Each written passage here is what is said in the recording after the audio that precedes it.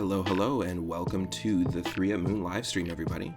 My name is Matt, otherwise known as 3 Up Moon. It is Monday, March 8th, 2021, and today we're going to start things off with another practice run, just a casual stream of Super Mario Bros. 3 Randomized.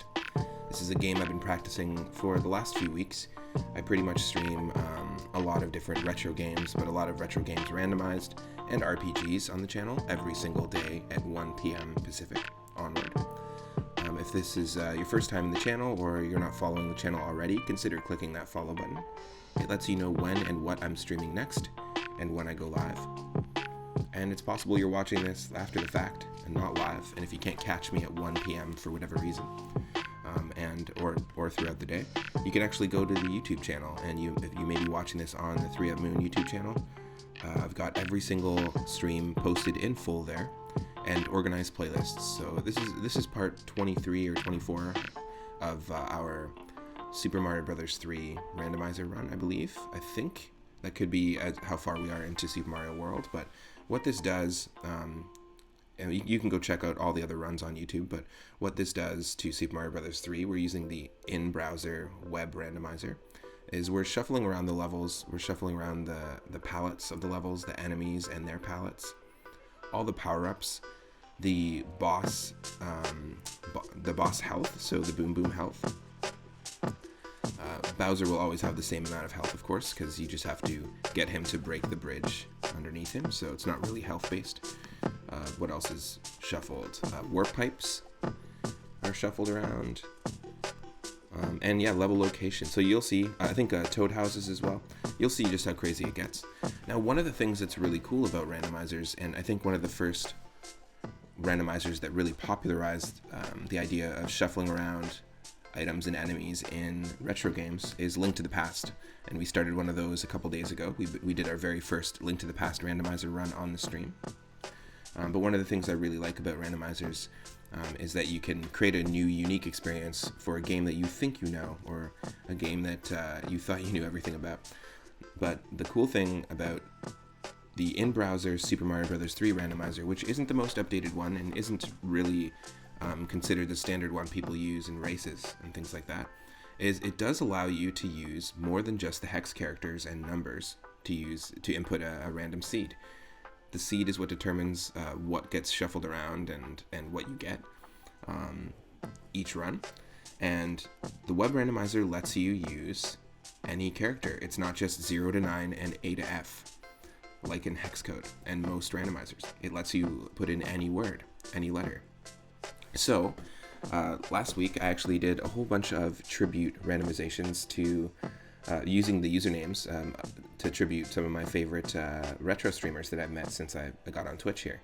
So we did one for Surfins, we did one for Asteria Doshuki, we did one for Two-Tone, we did one for Grimbomb, and we did one for Parahack64. And so the last one that I randomized is a Super Mario World Kaizo streamer from Australia. Really, really amazing streamer. I don't know how to say the name exactly. I think it's pronounced Dirk or Dunk. But the seed that we used, if you do want to play along using the web randomizer, is DRNKRDNK.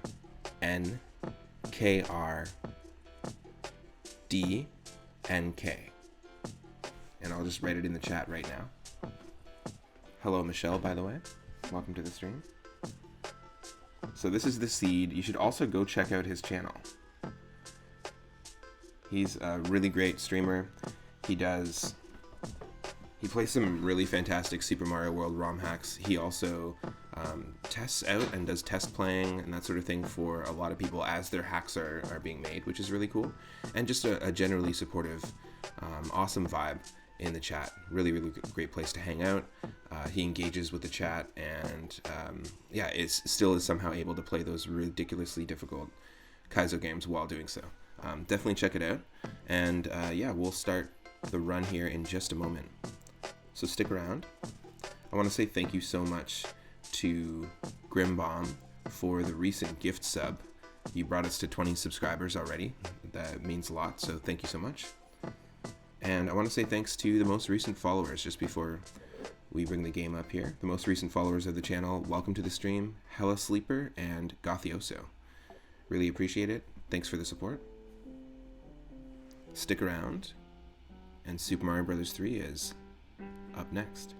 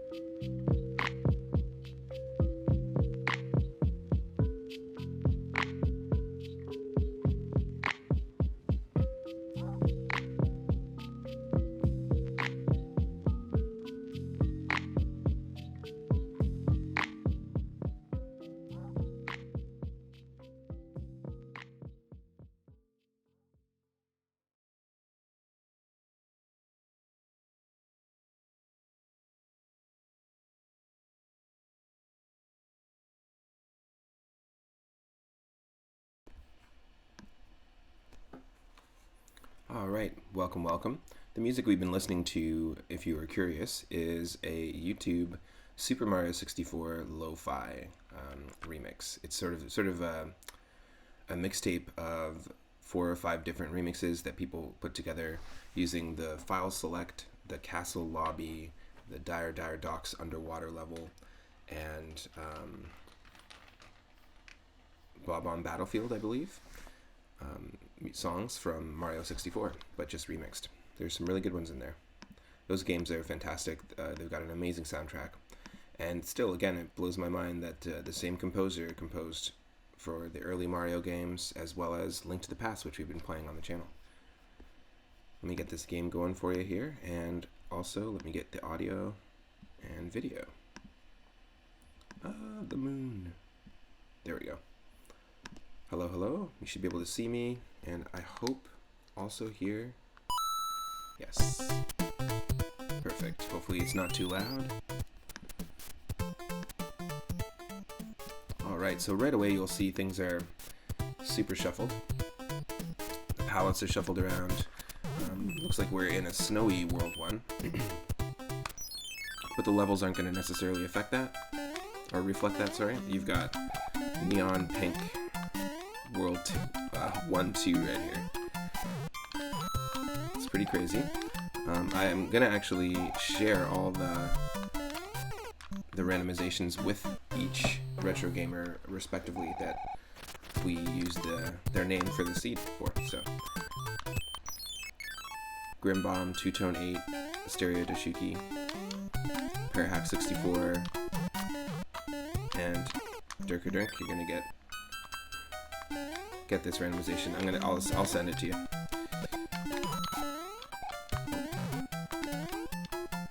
Just a fun thing to play. The very first stream that we did on the channel, aside from starting our Earthbound run, was a stream where I randomized Super Mario Bros. 1, Super Mario Bros. 2, Mario 3, and Super Mario World using the seed 3-up moon, or as close to that seed as I could get. And that was just sort of like a little champagne bottle breaking christening of the channel sort of thing. It was really fun. And so this is just sort of like a nod to some really great retro streamers. If you dig my content, you might dig theirs as well.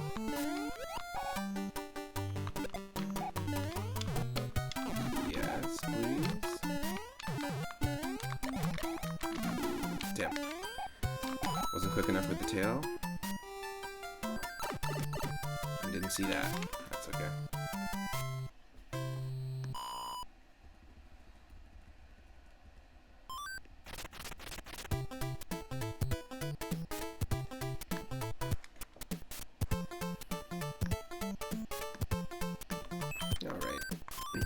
Let's take on level 2. Got ourselves an auto-scroller. There's a few different versions of the Mario 3 Randomizer. There's one that it gets updated a lot more and is used in the racing community. But I can't run it because I have a Mac, so for now. Oh no. That bomb is really gonna mess with us.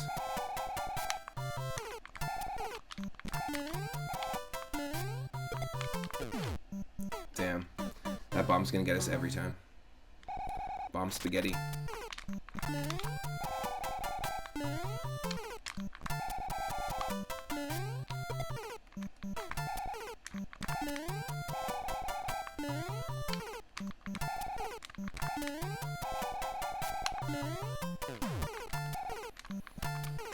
Oh, okay. Maybe we wait for the fish. Yes, okay, nice. Somehow we made that happen.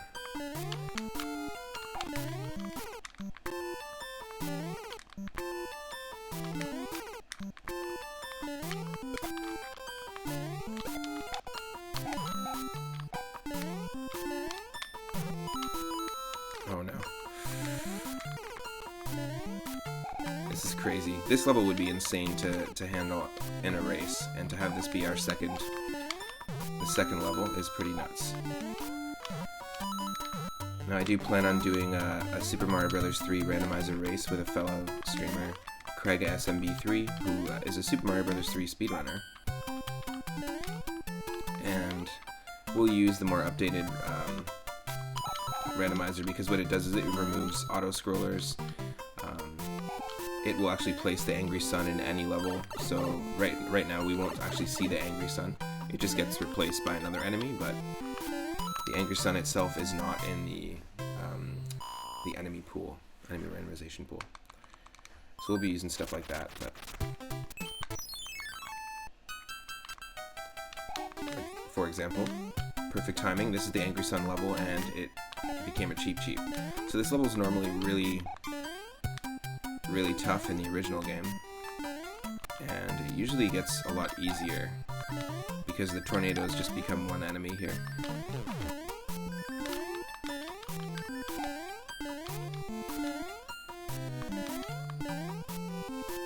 Yeah, it's usually a pretty empty level in the randomizer. But I like the idea that you can encounter the Angry Sun on an airship, and the airship doesn't have any auto-scroller functionality as well. So there's some cool things you can do with it. I have a Mac. It only really is run. It's only able to be run on a Windows. So.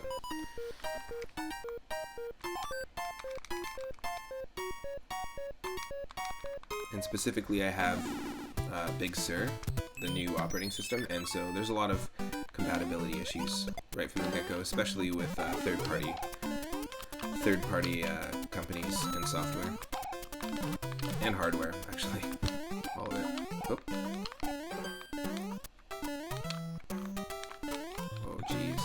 careful here.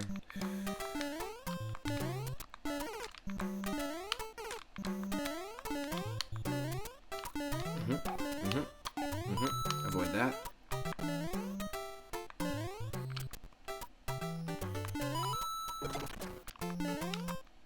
Yes. We're lucky we didn't get cheap there. A lot of cheaps can spawn in the air and just fall straight down. Some cheaps that spin, or that swim, sorry, back and forth like smoothly, you can't jump on them. They're underwater cheaps. Don't even try to jump on them because you'll insta die. But yeah, we'll take the Tanuki suit. Nice. The other cheaps that swim along the ground and then jump, they kind of jump when they get close to you and when you jump. You can trigger it a little bit. If you kill them, you can jump on their head. They will respawn within 4 or 5 seconds. They act very similarly to a Lakitu. Now that cheap we just saw is a third type of cheap, which just jumps in an arc like this, back and forth. And when it lands, it's actually invisible, so you can see it, but it can't hurt you. So if you see one of those cheaps standing still, there are a couple frames where you can get past them, depending on where they've landed. Not today. Ah, damn.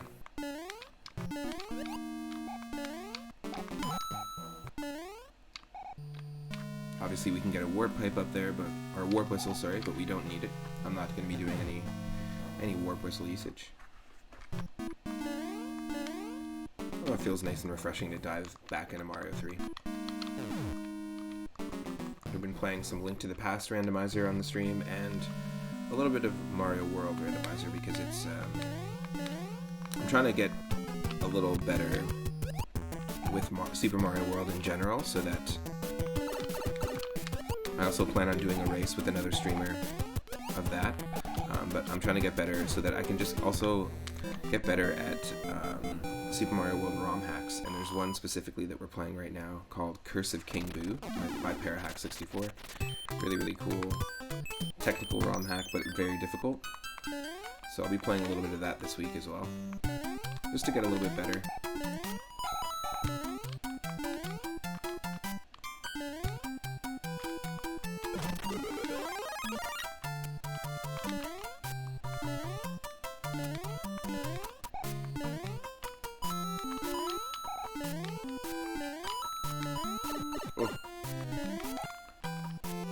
So when that cheap is still, it's not going to hurt you. It's got no hitbox at all.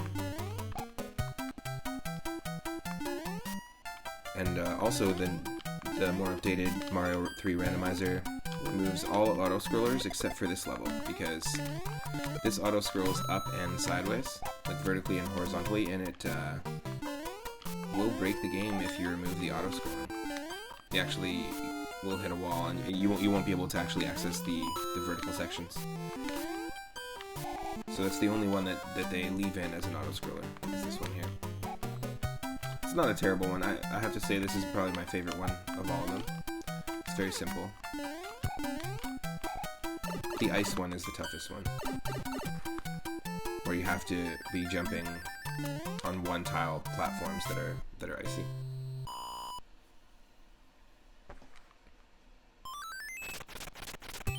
Ice auto-scrollers aren't easy.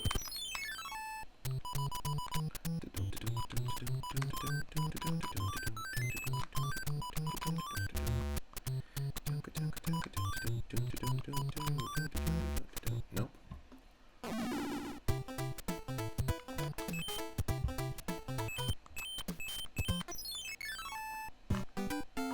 Nice. Really liking the palette here.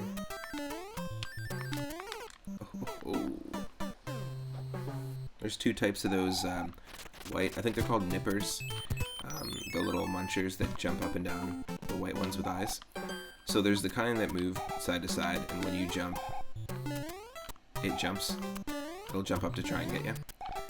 So if you're in a tight spot, it's going to be difficult to move around. And then there's the fire shooting ones, and they will shoot 4 fireballs in an arc really fast towards you.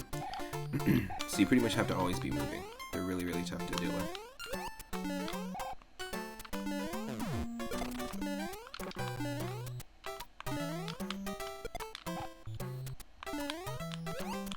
Yes.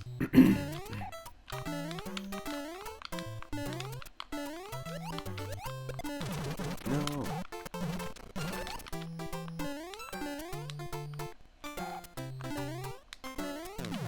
Yes, okay. We can get power-ups here. One up. Oh no. We despawned it.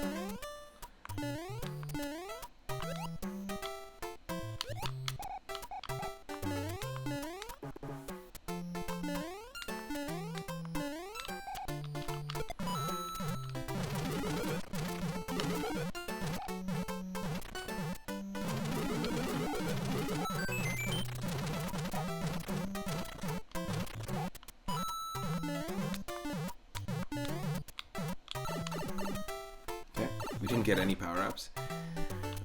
The reason why is because boxes were being opened, like all the item boxes are shuffled around, and boxes were being opened really fast, and faster than the actual power-up could spawn out of the box. And this game only allows for one power-up on screen at a time. And when you're playing the randomizer, you can have like a row of 5 or 6 question blocks that'll give you like mushroom, mushroom, 1-up mushroom, a star, and then a fire flower. And if you hit them all really quickly, you're only going to get the fire flower because each one despawns the last. Pretty interesting.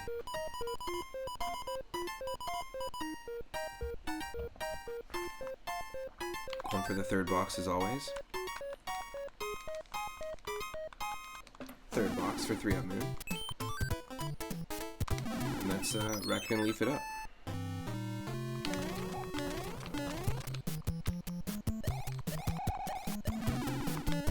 Well, that sucks. Poor performance.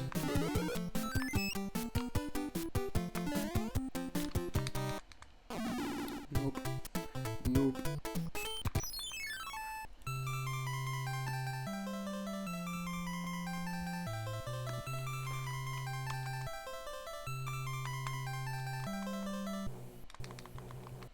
Nice. First airship, here we go.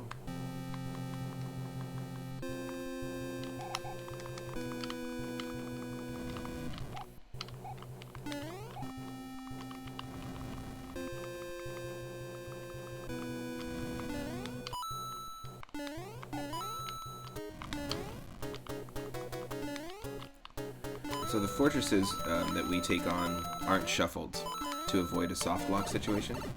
That's fine. But the airships are. So you're not always going to get the same airships in the same order. So at least there's that. That's kind of nice.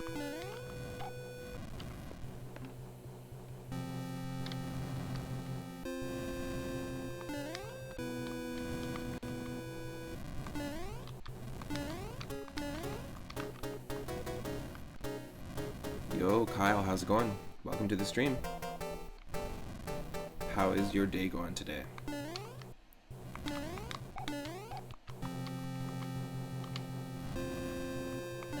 Ooh, what?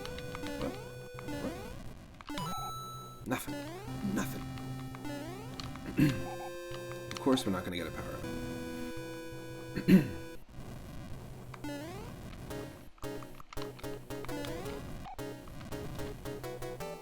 Right on. Nice. So yeah, we just started. This is a brand new seed of Super Mario Bros. 3 Randomized. A game I've been practicing for the purposes of racing eventually. And we're kind of doing the same with Super Mario World Randomized, and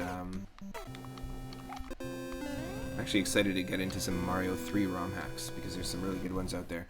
But this is a game.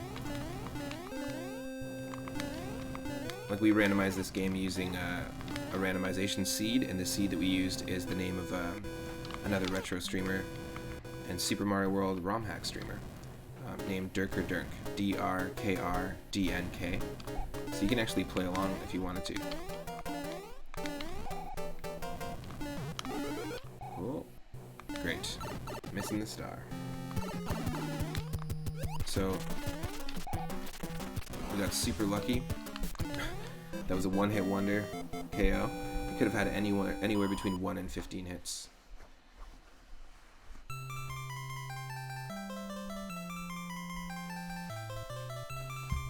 But it had one. Only one. Easy.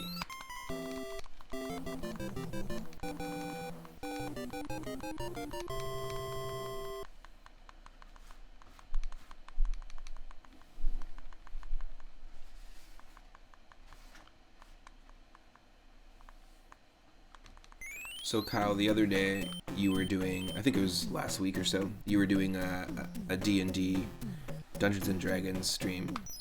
Is that an ongoing campaign that you've been streaming with other players, or was it just the one night sort of thing? Do you plan on doing more Dungeons and Dragons streams?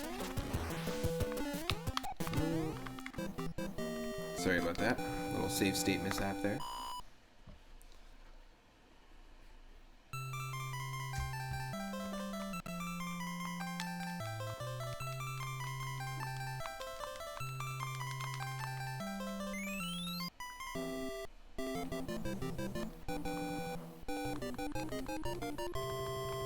Yeah, you're back to your old self again. I know. I'm sorry, dude.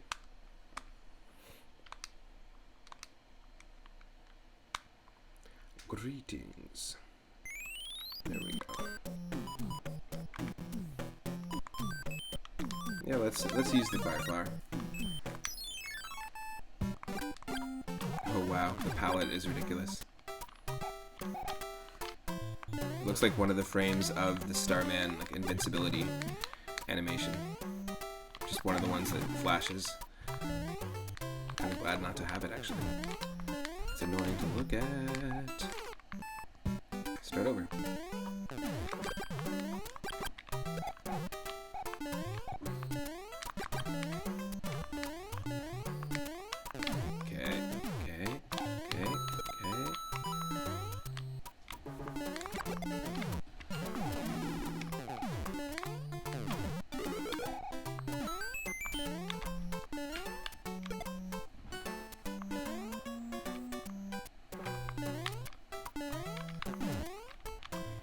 Yes. Whew.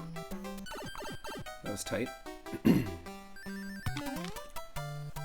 are some tight moments. So yeah, there's some really cool Super Mario Bros. 3 ROM hacks out there. I haven't taken on any on the channel yet, but Mario Adventure comes to mind. It's one, I think, where you pretty much have infinite lives, but it does get very difficult near the end. It's got a decent difficulty curve. Oh shoot. It's a terrible way to start. Another one is called Super Mario Bros. 3 Hard Mode, which is essentially just like a Lost Levels sort of hack where the games feel like they could be in the original. There we go. Don't do this to me again. No. It's okay, use the iframes. Just keep running.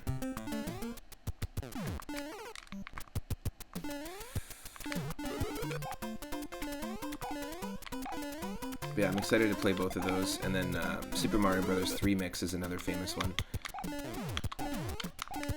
that references a lot of the earlier games.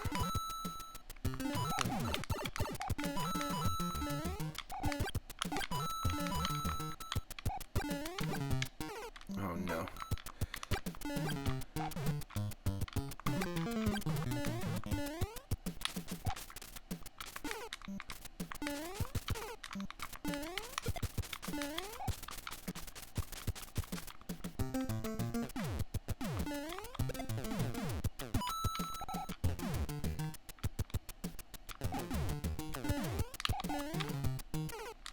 Oh, wow.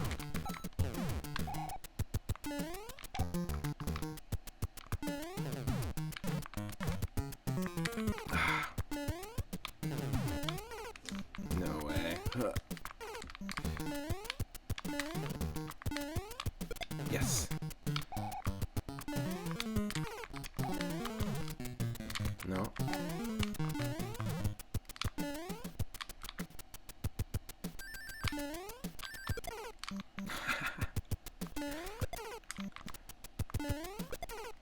come on. That's what I wanted to do. There we go. Just wanted to see if I could pull off a double bullet bill bounce. Even though it was with save states, it still was cool. I do like that World 2's overworld is using World 8's palette, so it's like this magma desert, like really hot desert.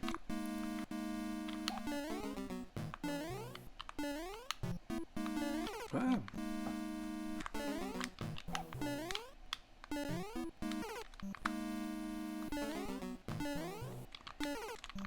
Oh no, we just keep running. Okay, jump. Yep. Yep. All about that timing.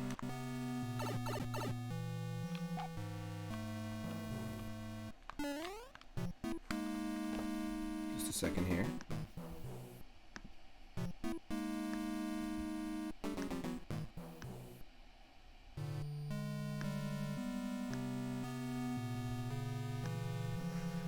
Nope.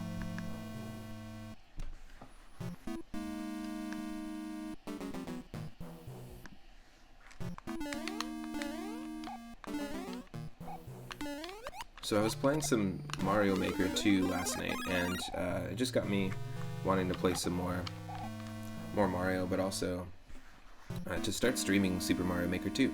I have a Switch capture card. I've just been having some trouble figuring out the preferences, specifically the preferences with involving the bitrate, what encoders to use, frame rate, that kind of thing.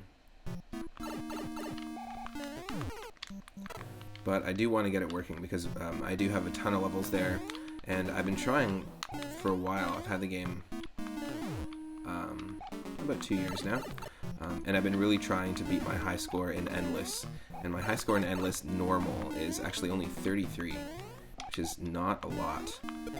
I feel like the way that levels are sorted in that game, like difficulty-wise, is a little off. Like, easy levels are just extremely easy, and lives don't mean anything at all. Normal levels are normal, medium, and hard levels, which is weird. And then when you go into expert, it's like extremely hard, and then super expert is like you need to know every single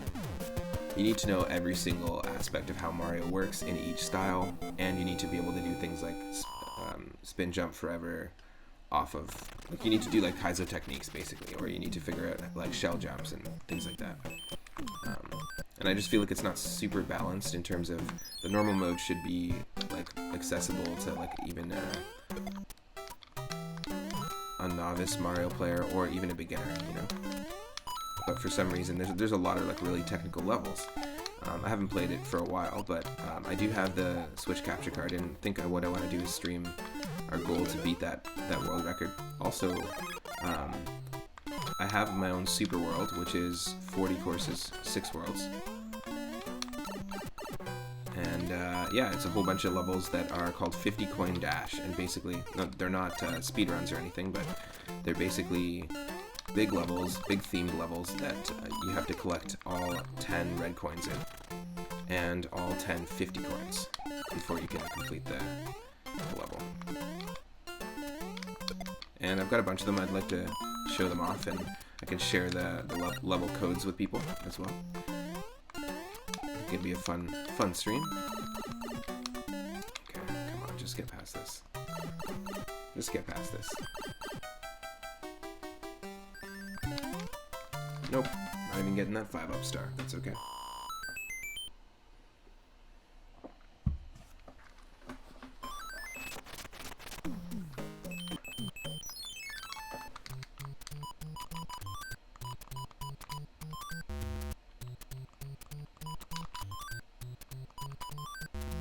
Nope. Nope.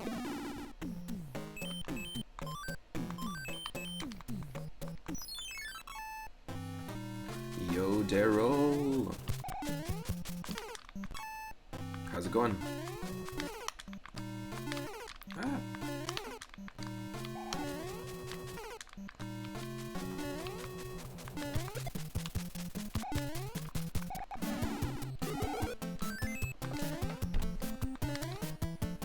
It's actually pretty sweet. The boomerang sound effect was perfectly in tune with the hi-hat there.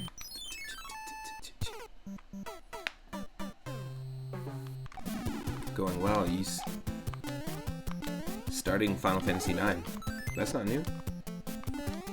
Final Fantasy IX is the story of Hat Boy. The legend of Hat Boy. The Lord of the Hat Boys. And so forth. Oh, great. That's what's going on. No, not new. We did part 11 of our Final Fantasy IX playthrough, and we got to a point where we got 2 new party members, actually, and I did not expect there to be new party members. But we got 2 new party members, and we left off right before a battle with the main villain, Kuja, which is pretty cool. So this Friday coming up, we'll take that on. How's your day going today? Might have to actually use the star to survive. Yeah. That's another Angry Sun level, and it spawns right... Some enemies spawn right where Mario is, unfortunately. That sucks.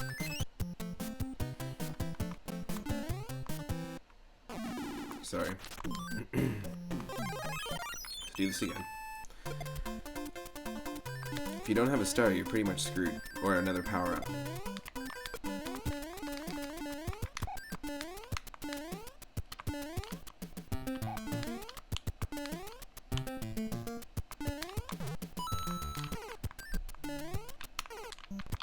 Come on.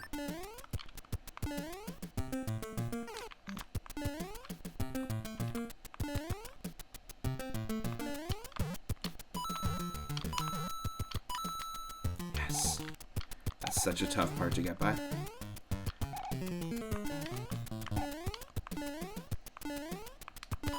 Oh.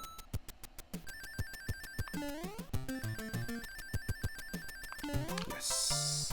Yes. You had class, now you're just chilling, trying to get your furniture donated somewhere good. Nice. Nice.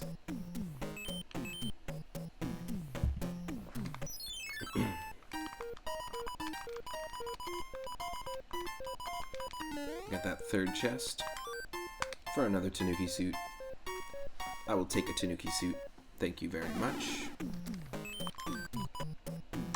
I will use a Tanuki suit. Yes, another giant level. We got 2 already we've encountered. It was one of my favorite worlds as a kid was World 4 in Mario 3. No, my suit. Where's my Tanuki suit? Come on.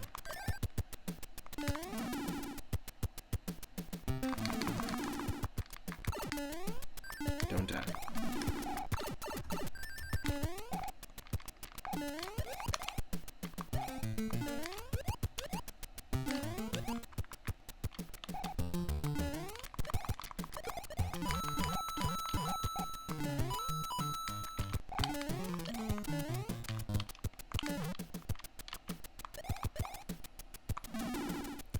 Keep the Tanuki suit.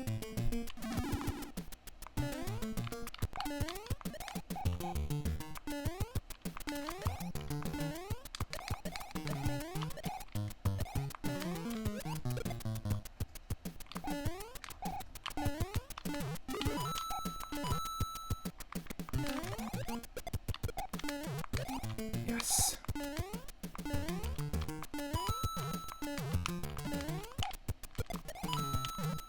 No.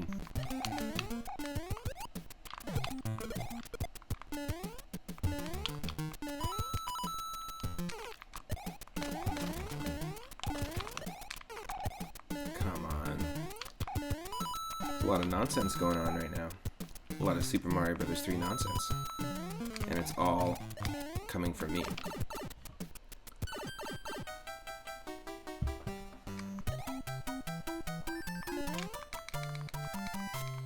I just wanted to keep that Tanuki suit.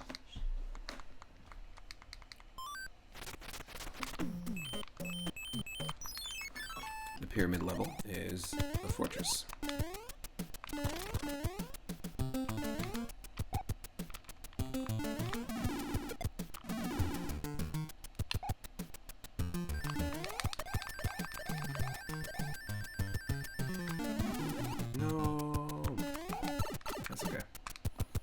I'll roll with it.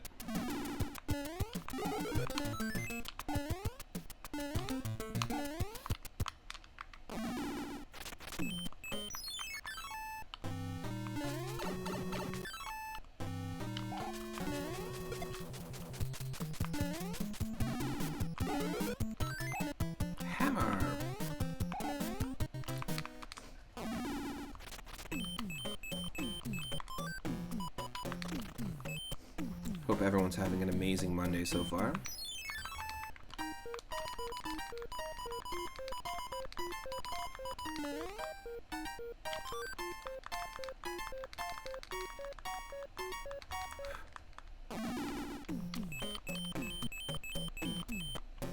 We don't need to take on those Hammer Brothers. They give us a warp whistle, which we're not going to be using.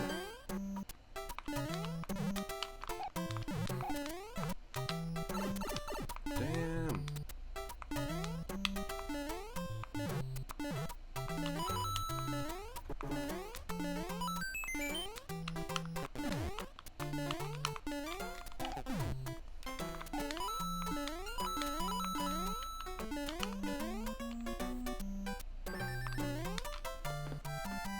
Not bad.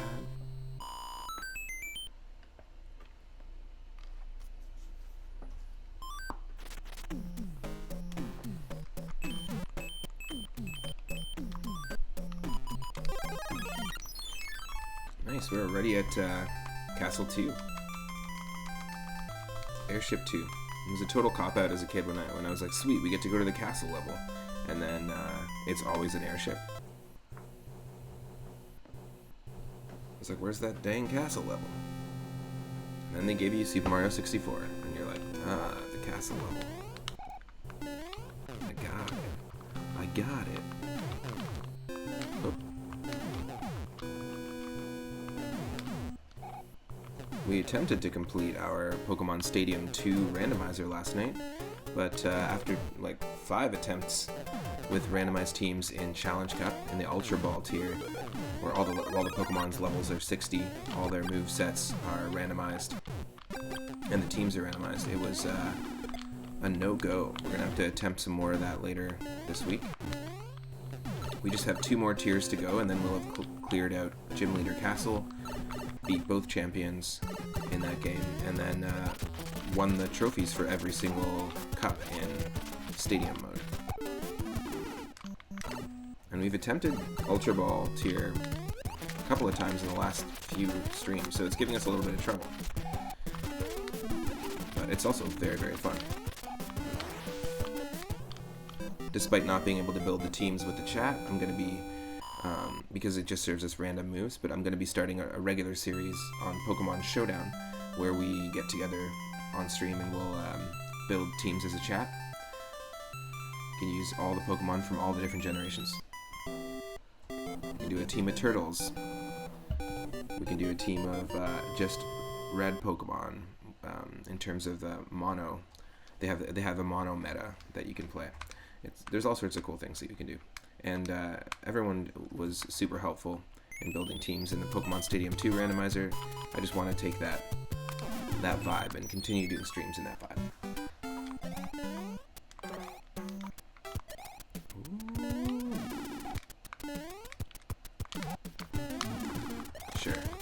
Sure.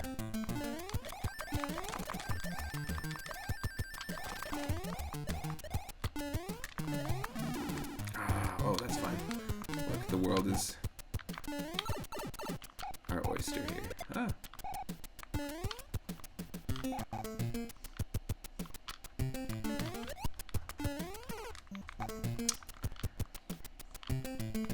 The level keeps giving us what we need, so that's fine. That is totally fine. As long as you have a shelled enemy or a cape here, or a tail, sorry, then you can get by.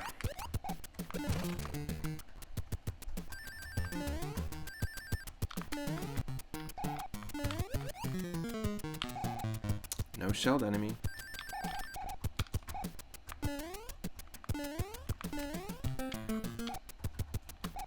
Ah. Yes, we do have to do this.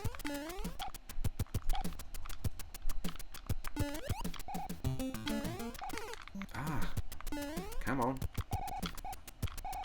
You can do it.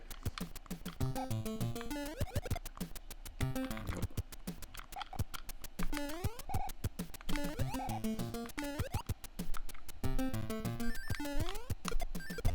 No.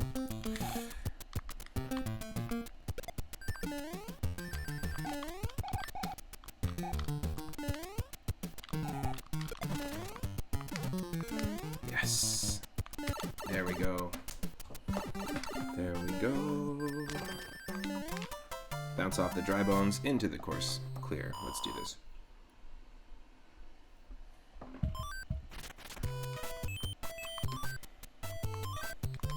We don't need the music box, so we'll just use it. Use it, lose it.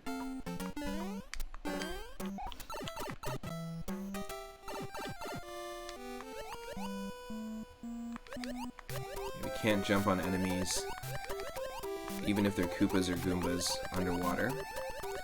I'm just saying that out loud because I always forget when I switch over from Mario World to Mario 3.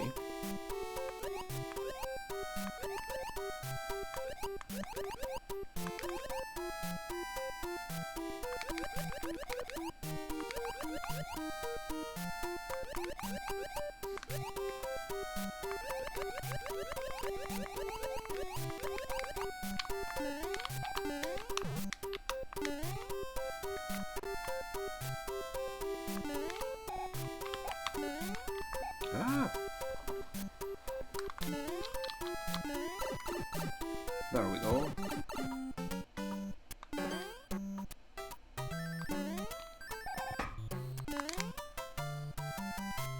Nice.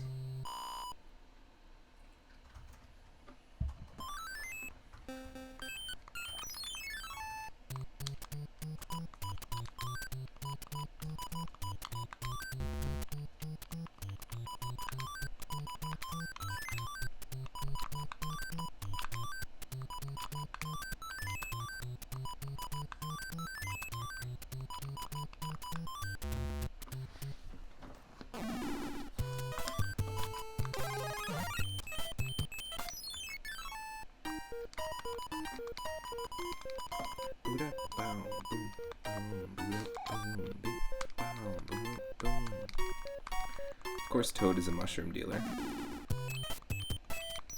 kind of shrooms you got, man? I am a shroom! Let's do this. Holy crap. It's an ultra fast fire spitting muncher. Oh my god. What? Let's try this again. And let's save at the right spot.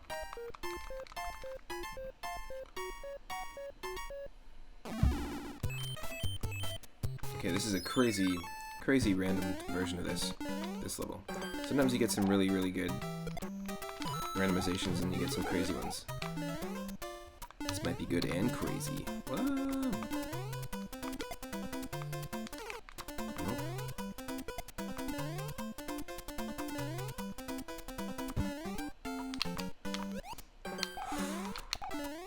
Lucky.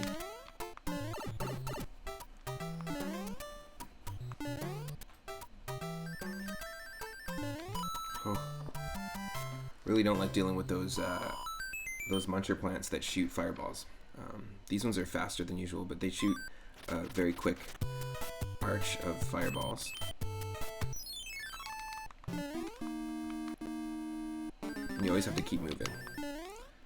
Interesting. One, oh, no. Try that again. Okay, there's one door, 2 doors, 3 doors, 4 doors. Come on. Let me just slowly kill each enemy.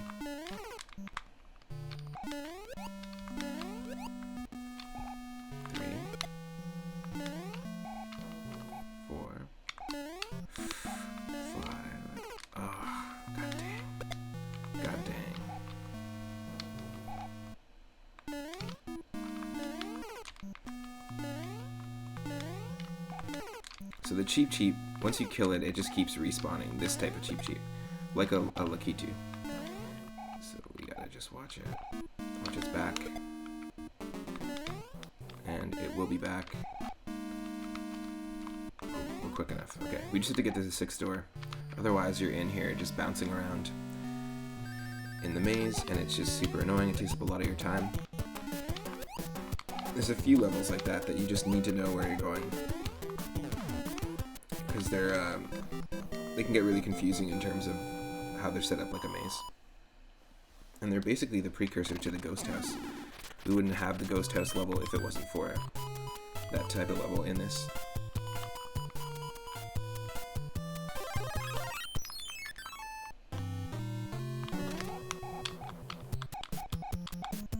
Yes. No. God dang. No, we can't be small Mario here.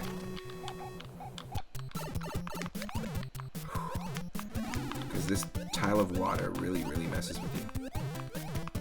At least we did it. At least we did it.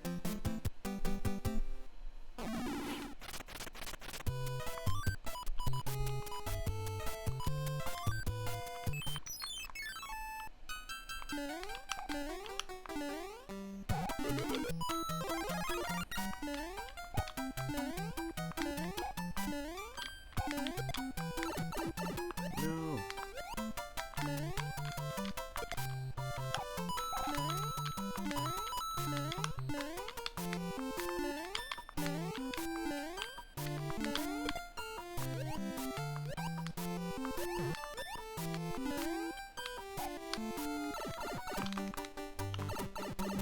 I really dig this citrus sort of palette with whenever it shows up in a desert level. It's a great idea. An aesthetic for a desert is a citrus desert. Grapefruit, lemon, orange.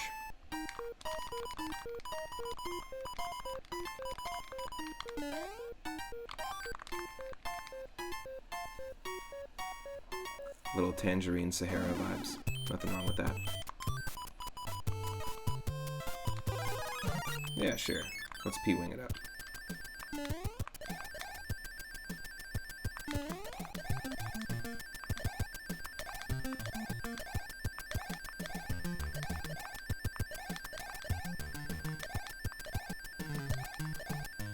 Oh. Not a bad level to cheese out. Not a total waste.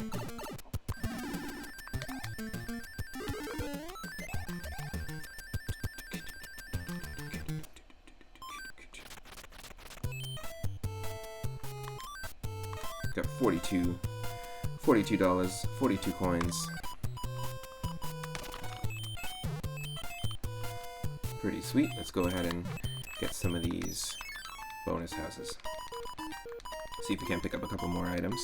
We're doing great for items in this seed though. Sometimes you get one that doesn't serve you really good ones. You just get mushrooms the whole time. Here's our first frog suit of the game.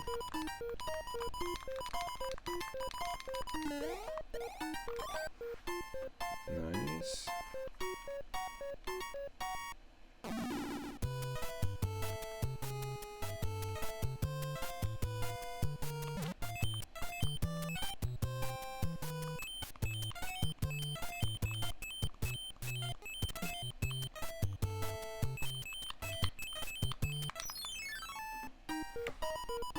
Nice.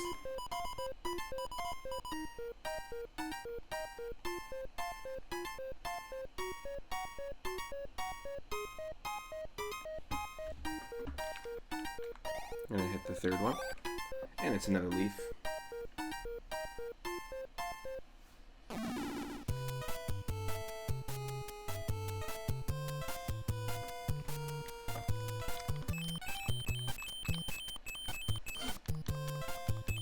Always nice to go for a little canoe ride. And 6. Let's do it. Let's see what it gives us here. Oh. Let's try that again. Oh no. Oh no, kill me. I'm so sorry.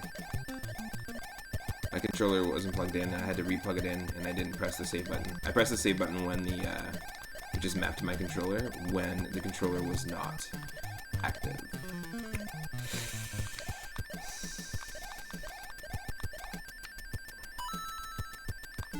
Sorry. This happens a lot in my stream. That's what happens when you map a save state button to your controller, because it's just a quick little reflex, you know? Ugh, we gotta do all that. Yes, we do. Sorry. Exactly. Twoo. Twoo is all I gotta say.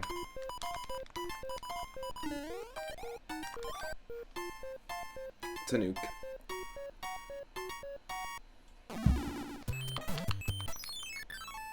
Good thing I'm not timing this or racing somebody live right now. Ooh. Sledgehammer. It's actually pronounced Sledgehammer. One more.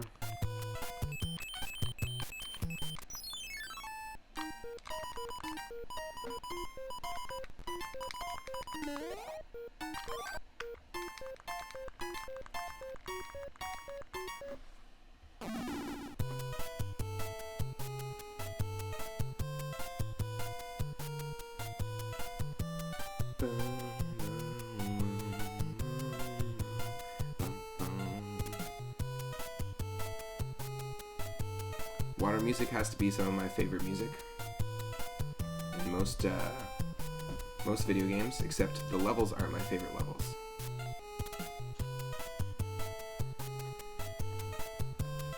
Thank you.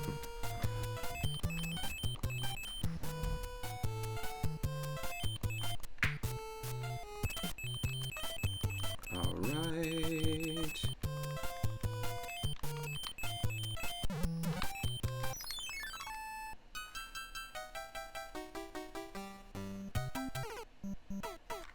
No! Hold on a second.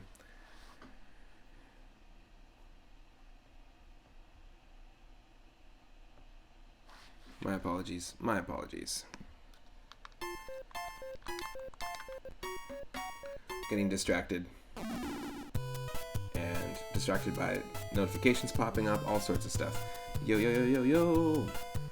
Parahack64. How's it going?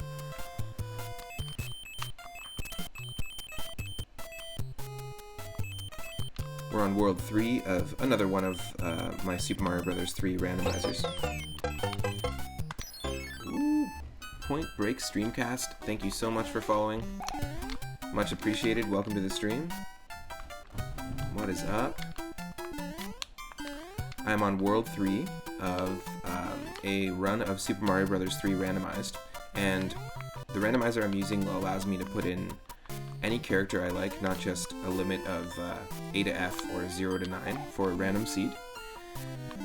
I'm using an in-browser one for Mario 3, and the seed that we're using is actually in reference to another retro streamer who plays Super Mario World ROM hacks called Dirkrdnk, DRKRDNK, and you can follow his channel. It's a really, really good channel, actually. He plays Kaizo hacks, he plays standard hacks, and he tests out a lot of people's hacks as they're being made. Speaking of Super Mario World ROM hacks, Parahack64 is also a great channel. You can hang out and see a Super Mario World ROM hack being made, which is really cool.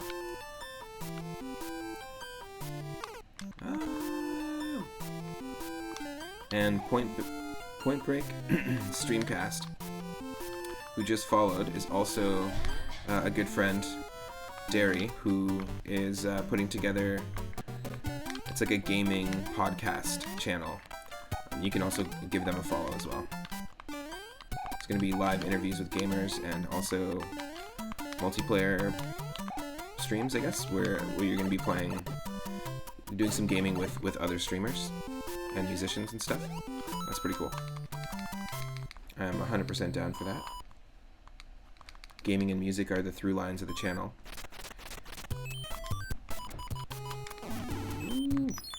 So this basically takes everything and shuffles it around, mixes the enemies, mixes the power-ups up, mixes the levels and the colors, all that stuff.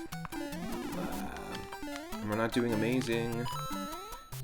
We're not doing amazing today at all.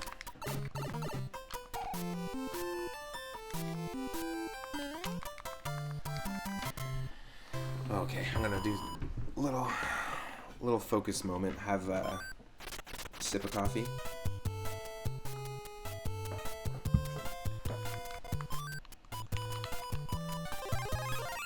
And sledgehammer it up. Hammer for hammer.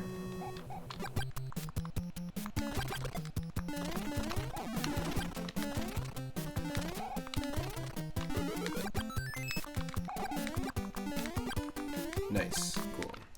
And you try to have a good chat going the whole time. It's hard to do. Ooh, making a coffee right now. Awesome. Right on. And Stegosaurus McCartney redeemed a hydrate. What you think that was with the coffee? Are you even gonna make me drink that clear water stuff? Come on. I'll have a sip of water as soon as I finish this level here. Feel free to also join me in hydrating, because it's important. It's a thing that people need. Ooh. And if you got some in front of you, take a sip. Oh shit. A despawn platform. That's exactly what we need. Come on. I'm just not patient. Just wait for it. Wait for it.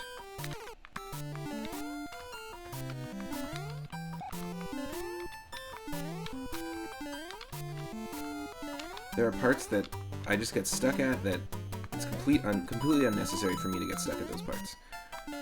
I've played them multiple times.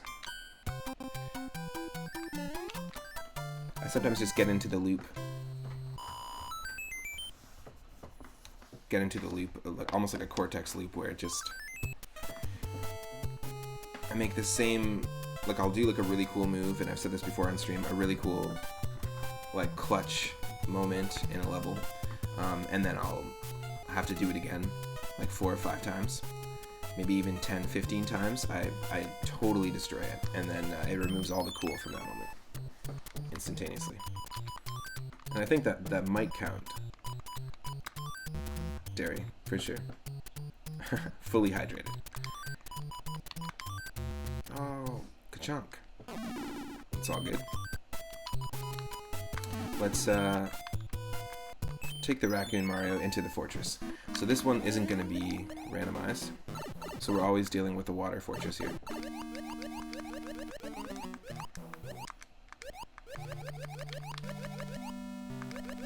The enemies are randomized, of course, but the levels don't get shuffled around. The airships do, though.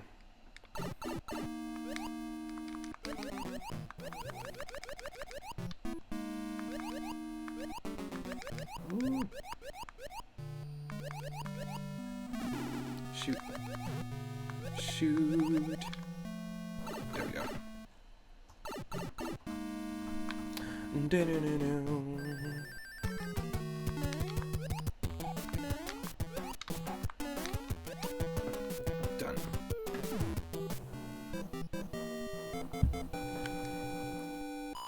So I'm really excited to do a race of this because I'm going to be racing Craig SMB3, who's a Super Mario Bros. 3 speedrunner. And I feel like the idea of having having 2 people who either speedrun the game or know the game really well, but restricting their movements, like things like you can't use warp whistles, you can't use skip clouds, that sort of thing, and maybe even like you can't clip through walls, you can't do anything like that, any skips, and then just giving them a random seed of this game and seeing how they both handle it would just be really interesting to watch. There's different ways to make it happen too. There's an add-on on Streamlabs called Multi-Twitch, I believe, or multi-stream. It might be multi-stream, but you can install it and have 2 people's screens go at the same time. I think you can actually combine the 2. You can have one link for 2 people's channels, which is really cool. So that might be something to look into. I'm looking into it right now, Derry, but for the Point Break streamcast, it might be something to look into, because you can host other streamers at the same time. Like, we can both host the same feed, if that makes sense. I know that you were talking about multiplayer streaming, or multiplayer gaming. Oh, come on.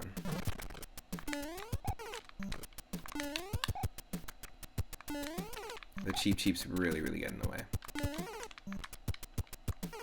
Damn. Yes.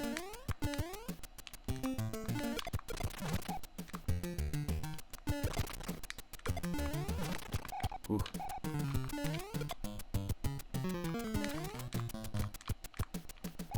Oh, we can't pick.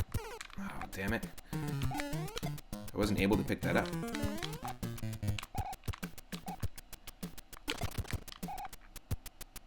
Just get me out of here. Ooh, so many enemies.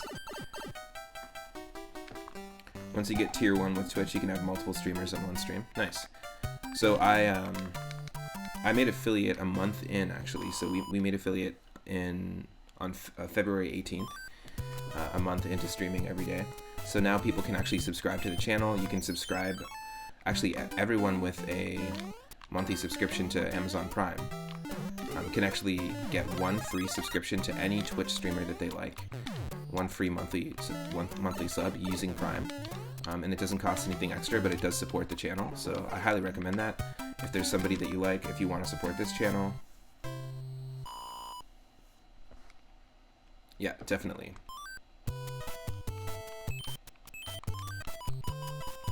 It's pretty cool. I like the way that it's set up. I like how they handle that. But yeah, and anybody who has an Amazon Prime account gets one free Twitch subscription. And everyone has different tiers of subscriptions. I've got an emote available for each tier, and the more subscribers that we have, I've got 20 subscribers right now, thanks to everyone that's been super supportive of the channel. And basically, when I reach 25 subscribers, it's going to give me more emote slots. But now that we've made affiliate and my emotes are approved, if you are a tier 1 subscriber of the channel, you'll get access to using the 3-up emote from Super Mario Bros. 3 and the 3-up moon from Super Mario World. So I have a bunch of game-specific ones available. If you're on tier 2, you'll have access to the Nod Leaf trinket, which is a Binding of Isaac Rebirth trinket. It's one of the items that gives you a Tanuki tail, and it's a little reference to Mario 3. So you get that, and then tier 3, you get a Game Boy, which is an original Game Boy graphic from the Binding of Isaac Rebirth as well.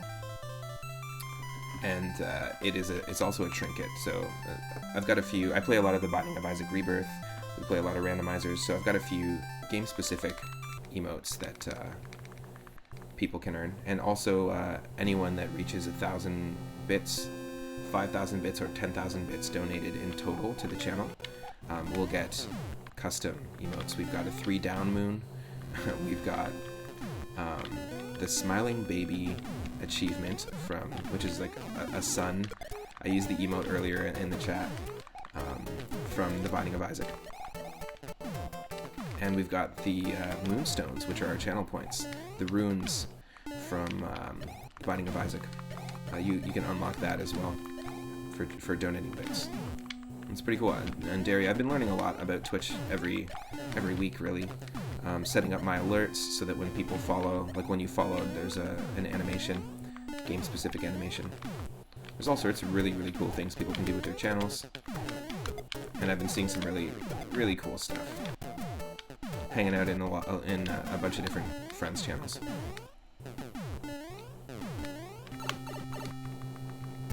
I just like the way you can build on it. Oh, I hate this Koopaling, honestly. The Wendy fights always suck in this.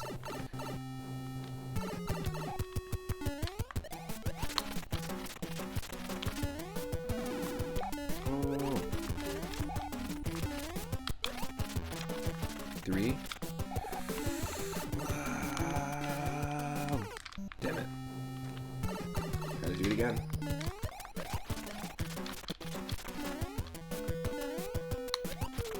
2, 3. No.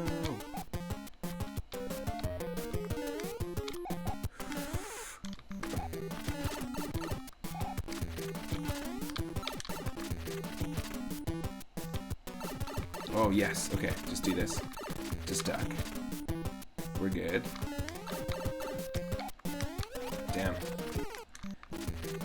Duck. Okay, no, we gotta wait for the jump. Okay, we got this. Wait for the jump.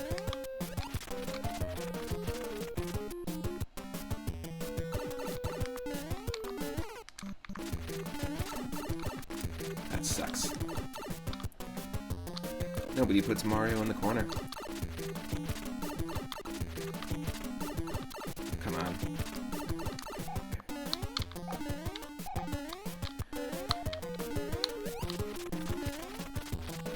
Oh my god.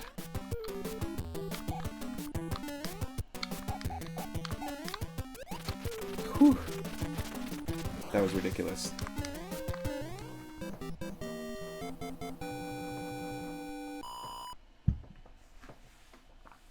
That's funny.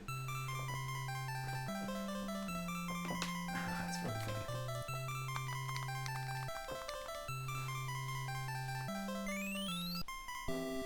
funny. A wizard of Twitch info? No. I've just had, honestly, I've been really like lucky that I've been meeting a lot of really cool streamers that have been very helpful. I'm gonna just get some water for that hydrate that I did not do yet, Daryl. I owe a hydrate, so just 1 second.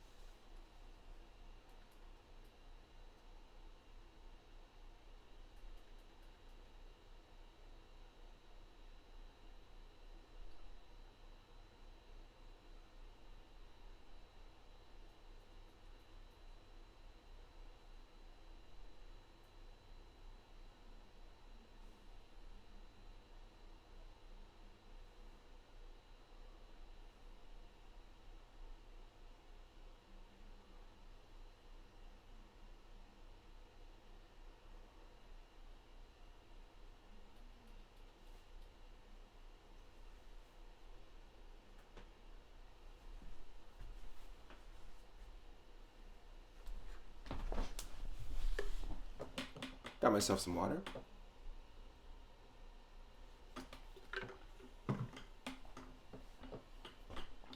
Gotta have that water. Okay. Here we go, World 4.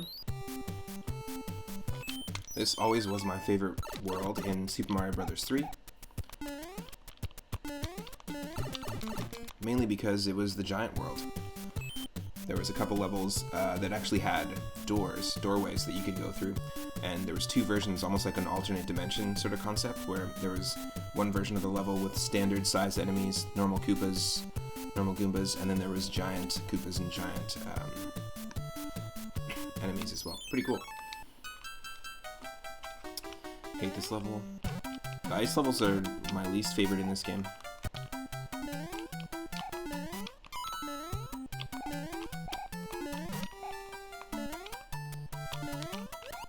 Although the white Koopas that the randomizer creates is pretty cool. White-shelled Koopa. Oh, shoot. Something I've always wanted to do. Since I was a kid, I really liked the game. Growing up in Ontario, I really liked the game show on YTV called Video and Arcade Top 10. I don't know if you've ever seen it. It was very much like a Nickelodeon style. For Canadians, it was like a Nickelodeon style game show where they had 3 kids go on the show and compete in playing retro games. So it would be like something like Double Dragon 2 on NES. They had to get to a certain boss, and then after they had to play Super Mario Bros. 2 and pass a particular level, and then they had to get like a high score in Tetris or something like that, and they could win in between those rounds. They could win all sorts of different Definitely look it up. It's a really cool game. But in between those rounds, they could win all sorts of different prizes. So you could win like the worm light, which is essentially like a USB light that had like a spirally sort of arm to it, like a little reading light basically that you plugged into your Game Boy, because the original Game Boy didn't have a backlit screen, so you needed to light it up so at night you could play your Game Boy, plug in to the little USB, which the original link cable port on a Game Boy is just a USB. Before USB was a standardized like computer thing, they were using it. Nintendo was using the exact same cable. They just had small ones and had proprietary link cables, were essentially just USB cables, which is really funny. But yeah, they had like a light that you could win, or you could win like a skateboard, or like, you know, just like typical 90s kid stuff. And it was a pretty sweet game. In between, they also gave you like tips and tricks on games, strategies on how to beat bosses. But I always liked the idea of it, and I think it'd be really cool to somehow set up something like that on Twitch, where you could have different streamers be the contestants. You don't need to give people tips and tricks on games, but you could set up little challenges like that, where it's like, beat a level under a certain time limit, or something like that, and then just have like races with like 2 or 3 people. But they have to play like 5 or 6 different games from the NES, or 5 or 6 like Sega Genesis games. That would be pretty cool, in my opinion. And that show was called Video and Arcade Top 10. The music, the opening theme song to it, which I do not think they had the rights to it, but the opening theme song was just Flashman's stage from Mega Man 2. If you Google it or find the YouTubes, then you will understand how awesome it is. Oh. The timing of this sucks if you get it off.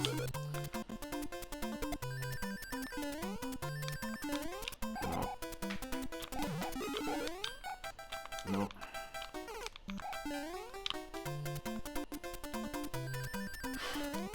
No. No. You have to clear this. No, a little later.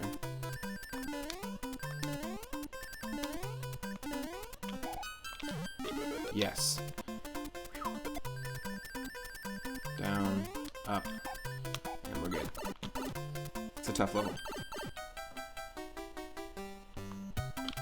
Yeah, that show was amazing. It'd be really cool to do something like that. I know that there's a few things like that on Twitch, but to actually make it feel like it was like a 90s show, aesthetically design it with transitions, like, you know, make it feel like it was that style of show would be really cool. I think that's a down the line concept for sure that I'll be developing. Video Power, was that like a similar type of show where it gave you like tips and tricks on how to like beat like this boss in Sega Genesis, and everyone talk like this? If you beat stage 4 with 384 points, and you'll find the rad secret taco behind the dungeon troll's door. Something super stupid like that. Did you know you didn't even have to jump in this level at all? If you do nothing, you'll get 1,000,000 points. But only if you play as Luigi.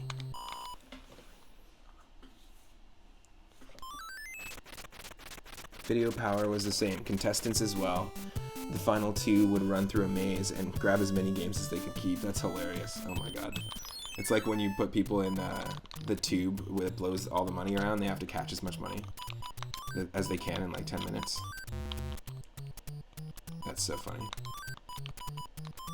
Imagine that, like, that concept with video games is hilarious, but imagine that with a kid and you're just like, okay, you're at like Bulk Barn or like a candy store, and you're like, you have 3 minutes to grab as much candy as possible. That's insane. I'm sure there's people fighting over games as well too. That's pretty funny. It was your dream as a kid. That's great.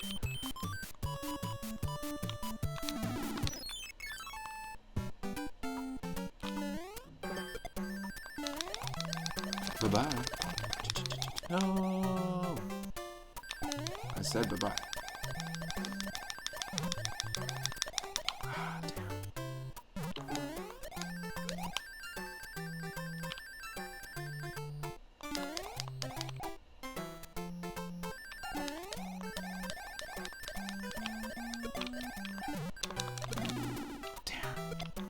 That's not what I wanted at all.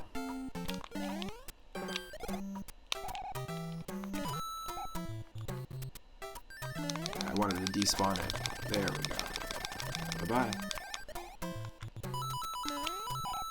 Go for a dip in the orange juice. There's nothing down there. So no.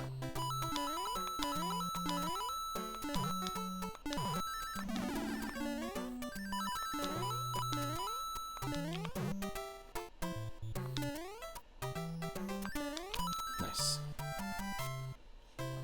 I really liked Video and Arcade Top 10.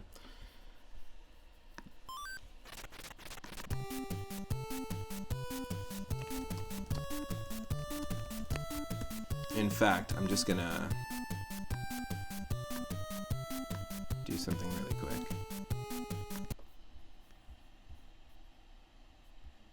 Let's see. Yeah, they basically have a lot of the episodes up on YouTube.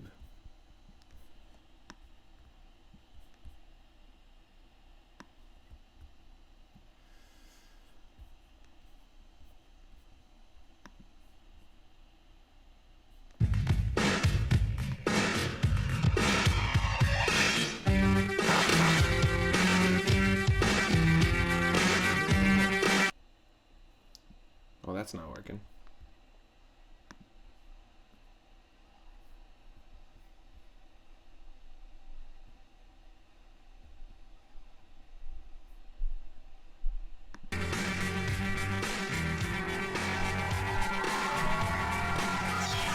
It's like super cheesy. Anyways, that video is like super blown out and like terrible quality, but it was a pretty ridiculous TV show. But a lot of shows from that era were super ridiculous. Hopefully that audio wasn't too blown out there. That was an awful quality video, potato quality. But yeah, it was a really cool show when you were like 7 or 8. But I think the idea, like targeting people who grew up with that show and who are streamers and already do retro streaming would be really cool competition type show. And if you've seen The Wizard from 1989, which was a game that Nintendo basically put together, or a movie that Nintendo basically put together to announce the release of Super Mario Bros. 3. It's a game or a movie where, I always keep saying game, a movie where a kid who's sort of like a savant at video games enters a tournament. He goes across the country to kind of follow his mom. I think his parents are recently divorced. And Fred Savage is in it. It basically was like a Nintendo ad, but it was a really good movie. And the kid ends up entering like the Nintendo World Championship, and the final round is Super Mario Bros. 3, and it hadn't been announced yet. And they actually reveal a couple secrets in the game in the announcement. And to me, it was one of the coolest ways to like announce a video game, especially with just how hyped Mario was at the time.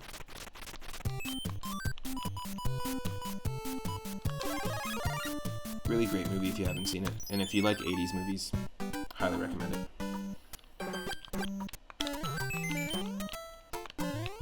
And it also debuted the Power Glove there as well, which was really cool.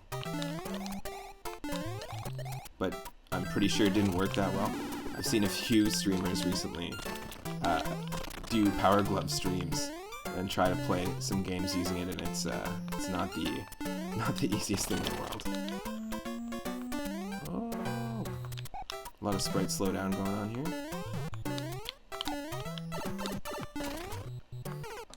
Damn.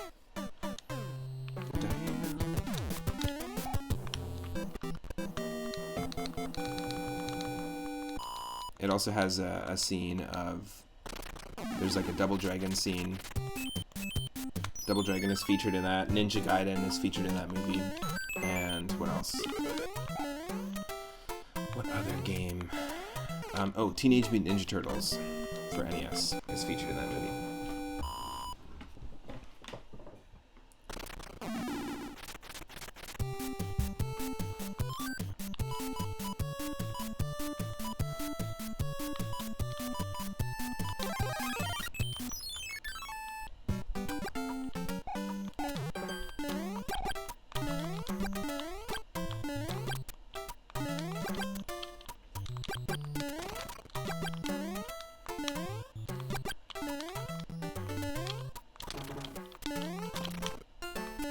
Yeah, I like the idea of the little mini challenges.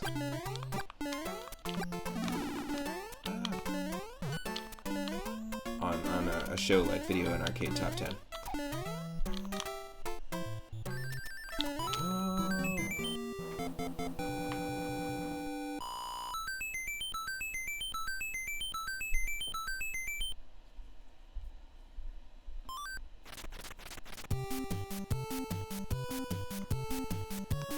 Nice.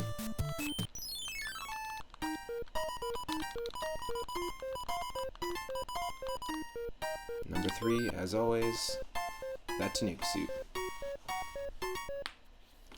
Tanuki suit boogie. Got 3 of these guys to deal with. Oh wait, we know the timing. Come on, what is my problem with save states today? I'm just like absolutely blowing it.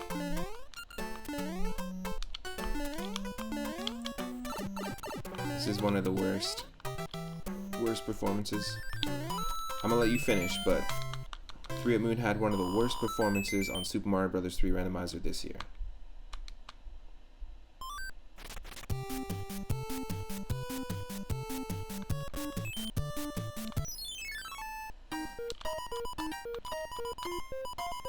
Oh yeah, totally.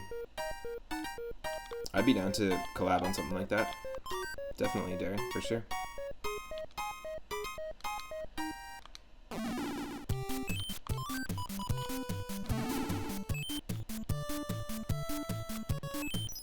Alright, World 4, 20 lives.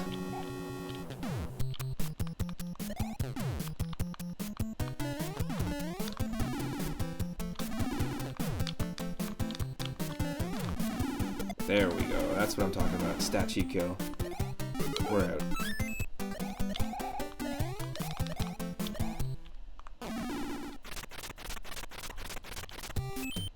Ooh. Thanks for the moons, Daryl. The good luck. Ka-chunk. If you got the Tanuki suit, you gotta use that statue. You can't just stand still like a statue, you know what I'm saying? You gotta use it to kill. Kill. Kill. Little Alice's Restaurant reference. To randomly quote a 1968 song and hippie film. Hippie song and hippie film. Sorry, let me be correct.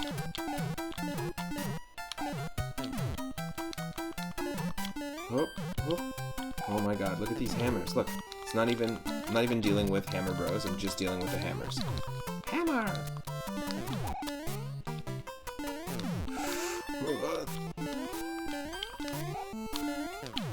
Oh no, we're dealing with the bros.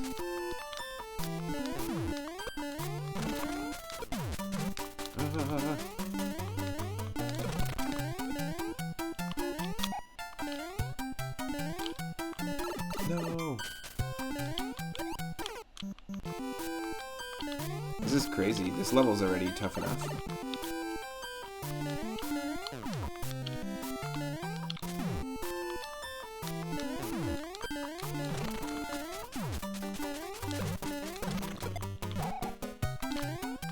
Can I grab that? Nope. Shoot.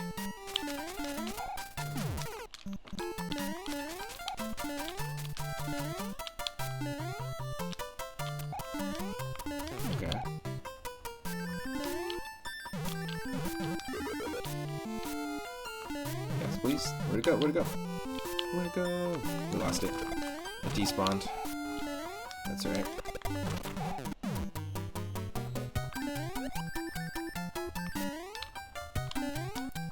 This level already sucks as a maze.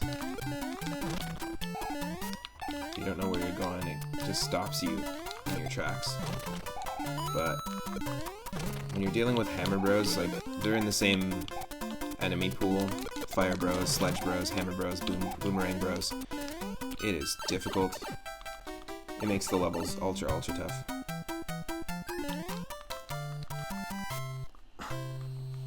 The Arlo Guthrie of steaming. I like that instead of streaming.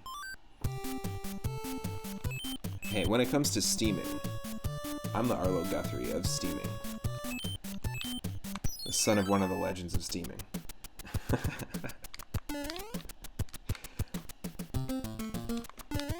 I'm just some sort of steampunk over here. Oh, steaming punk. Retro gaming is the folk of games too. That's funny. The folk music. That's hilarious. This is a tricky level.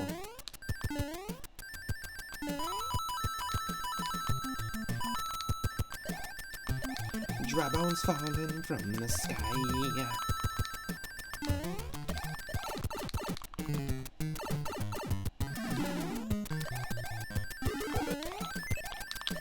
Open up that stash box, find the green leaf.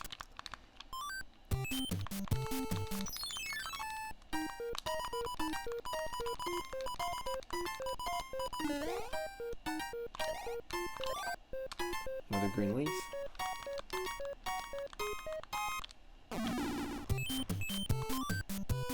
Alright, we are pretty much there. Let's use these music boxes because we don't need them. They do not sing. The music boxes, they do not sing. Oh, shit.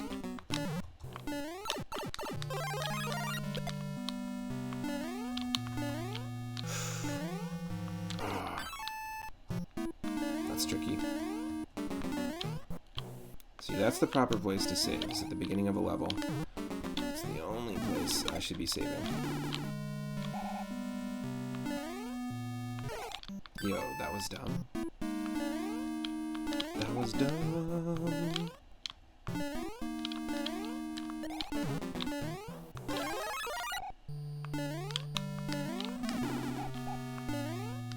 Oh, this is tough.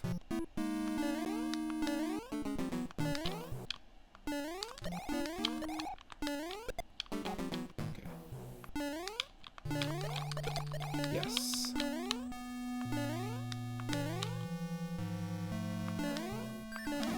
Ah.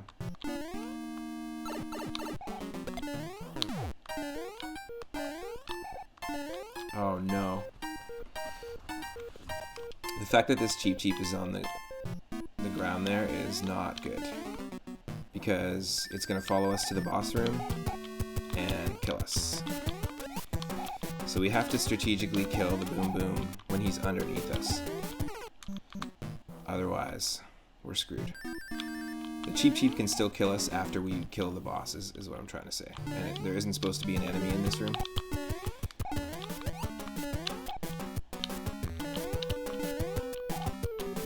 Shoot. It's a crazy jumping Boom Boom as well.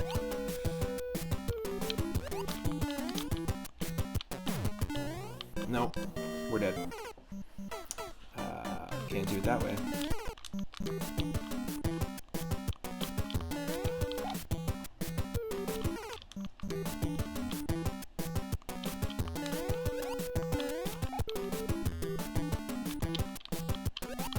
Yes. Nope.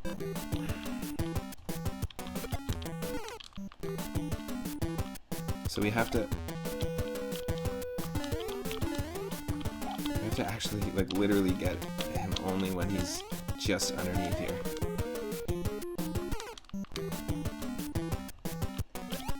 Yeah, like that. Yes, perfect. Watch. The Cheep Cheep will respawn, but we have to be on the platform above to catch the goal sphere.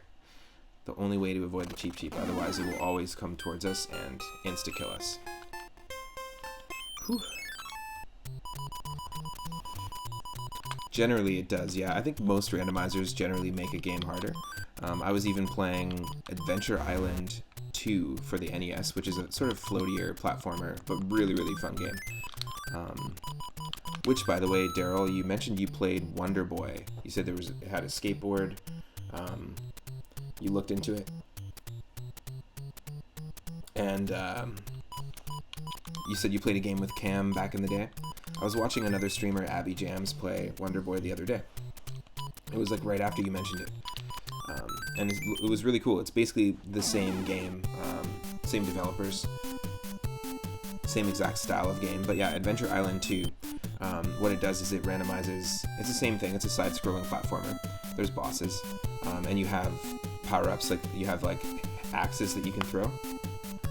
They're similar. They're connected to the same series. Pretty sure. They control the same way, and they have the same power-ups. But basically, Adventure Island 2 has like power-up eggs, and there's rocks that are obstacles. Plus, there's also enemies, and there's fruit that you have to collect as you go from left to right. You need to keep collecting fruit to fill up your bar. If your like life bar basically runs out, which it does over time, then you lose the level. The thing is, all of those things are randomized together. So we had levels that were just obstacles and like 2 pieces of fruit, so not enough fruit. We had levels with tons of enemies and all fruit as well. Like, it was interesting because that wouldn't happen here. Like, you wouldn't have like a question block be randomized into a Goomba or into like a flamethrower from an airship. They have their own respective at least categories in this kind of randomizer. But yeah, depending on the randomizer that you play, it can really make it a lot more difficult. I started a run with Daryl, actually, with Stegosaurus McCartney, of Pokemon Leaf Green version on Game Boy Advance, which is just the remake of the first-gen games. And we randomized all the Pokemon's movesets, all the TMs, the items, the trainer Pokemon, that sort of thing. And I'm playing a hard mode of it, so I'm making it even harder by running these rules where if I lose a Pokemon, like if it faints, basically. If it loses all its HP, it's permadead, so I can't use it anymore. And so I only have 2 Pokemon on my team right now that are alive. Also, you can only catch the first Pokemon that you encounter in each area and make it a little tougher. But with the randomizer, it's already tough. You can't really play to the meta or play to how you like what you know about a Pokemon, like what moves it's gonna have. So yeah, generally randomizer makes things a little tougher, but also more fun in my opinion. You know how I am, Derry. I love sitting in with a musician, with a band, as a drummer, and not really being prepared at all. Not knowing, like maybe just knowing the genre that they're trying to go for, and that's it. And just improvising the entire way, start to finish.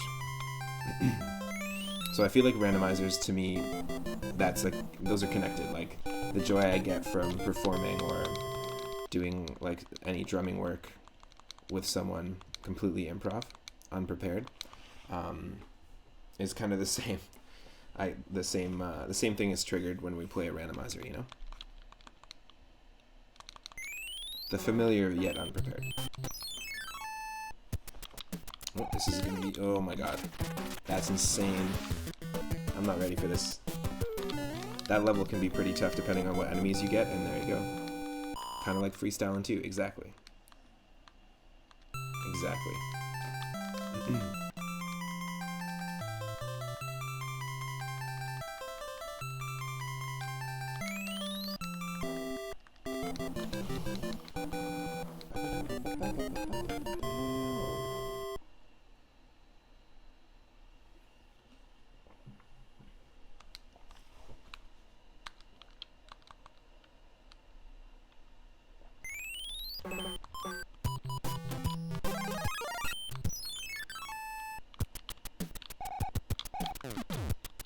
Ho, ho.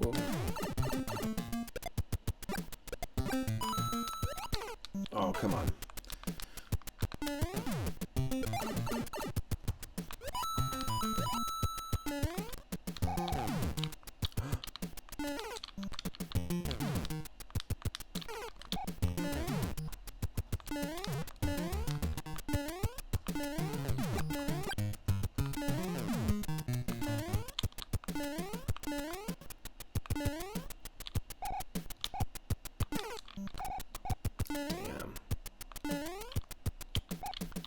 Watch out for those cheeps.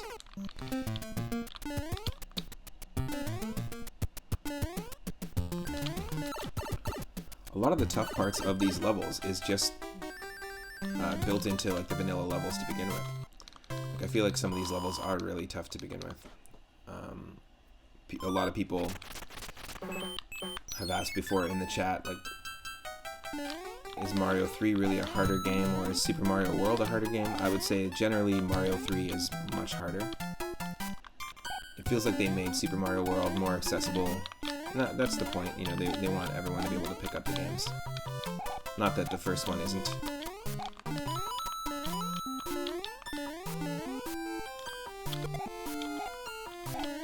I'm excited to do another stream where I do Super Mario. We'll use the same seed, and we'll do a run of Mario 1, Mario 2, Mario 3, Mario Land 2 on Game Boy, and see how different the seeds are, or how different the runs are, using the same seed but with different games. I think that'd be pretty fun. We did that in our first stream with the seed 3 Up Moon. If you want to check out any of the other streams in full, you can just go to YouTube, check out the 3 Up Moon YouTube channel, and you can watch every single stream.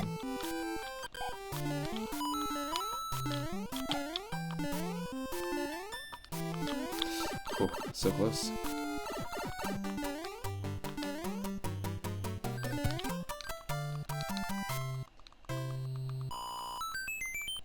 Nice.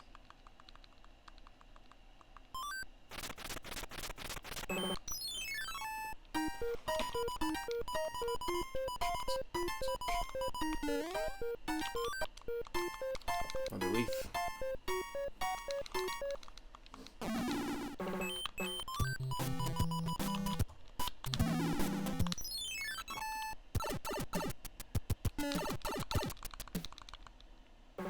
The other day I was watching, a couple weeks ago actually, or was it a couple weeks ago? It might have only been just a week ago, but I was watching 25 different streamers across different channels had all entered a race. It was a Super Mario Bros. 3 speedrunning race, and it was a warpless percentage, so no skipping ahead, no using the warp pipes, warp whistle, that kind of thing. It was crazy. It was really, really cool to see some of the techniques and strats that people were using. There's all sorts of strats that people use. Yes, I knew we could do that. And all sorts of strats that are being developed, like frame-perfect inputs to get exact times and to shave seconds off your timing by doing certain things. It's pretty crazy.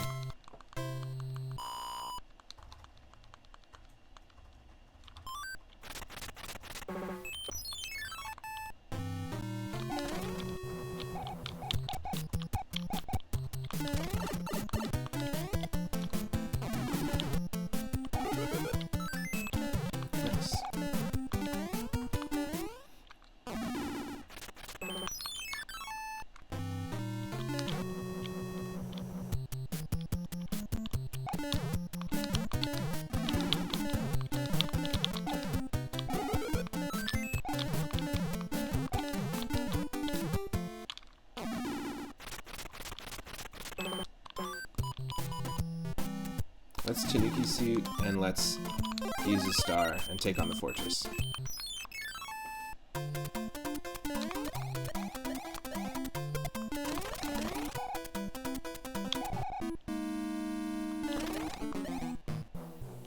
Come on.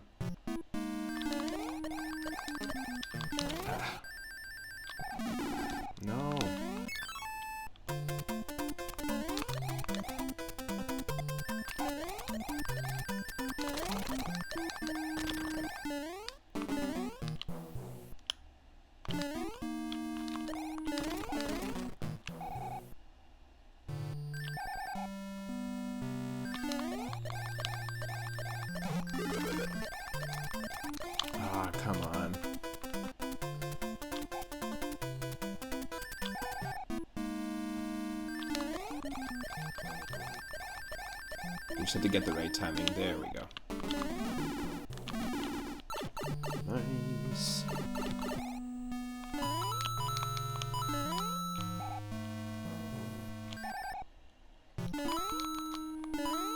Forget it. It's just a 1-up.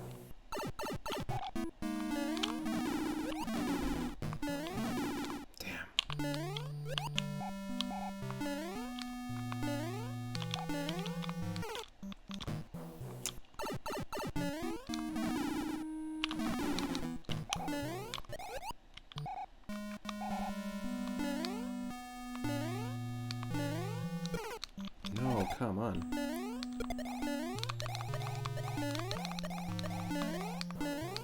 There we go.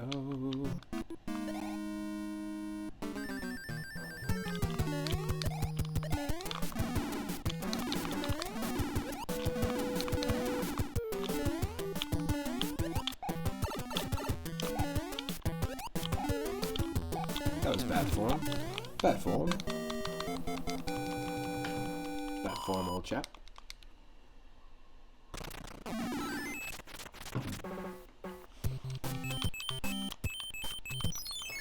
Already near World 6. Nice.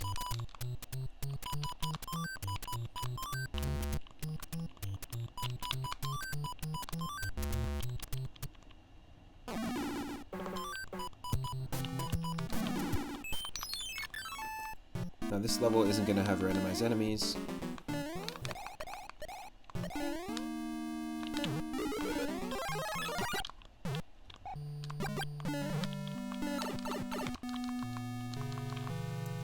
Just gotta deal with the thwomps over here. The thwomps over. I'm thwomping here.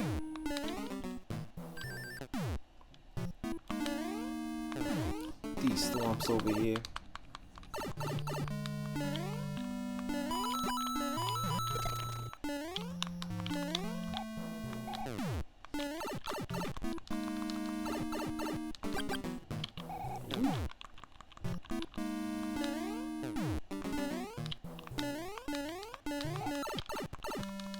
Nice.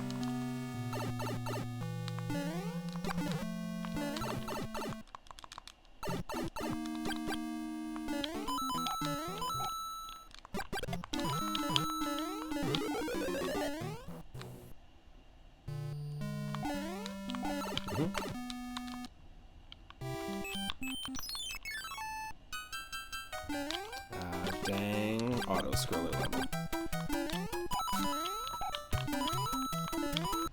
This one's fine. I'm just not a fan of the auto scrollers.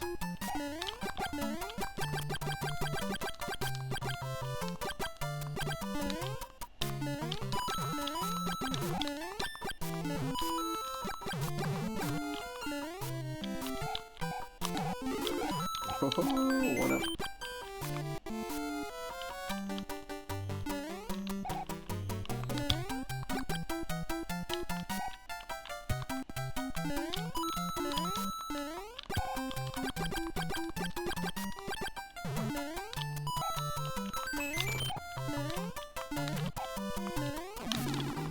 Thank you.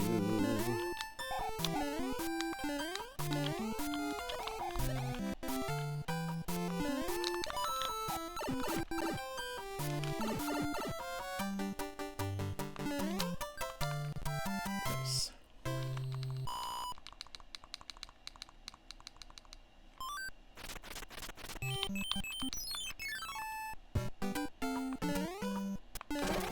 Oh. So this is that level I was talking about, where normally you can switch between giant and not giant enemies. Oh, jeez.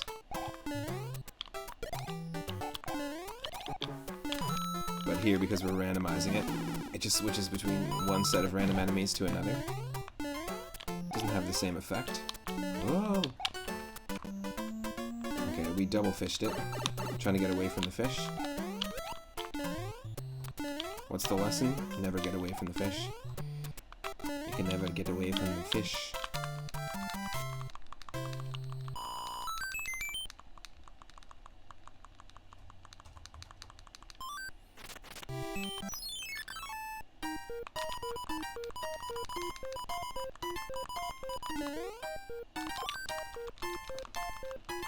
Tanukisu.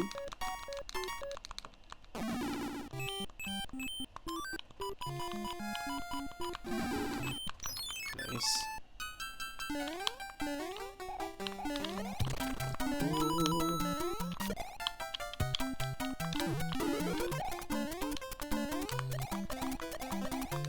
Somersault float. Heck yeah.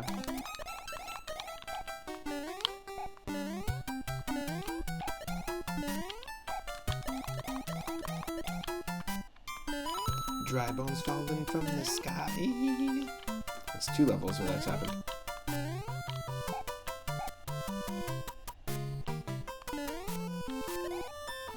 No.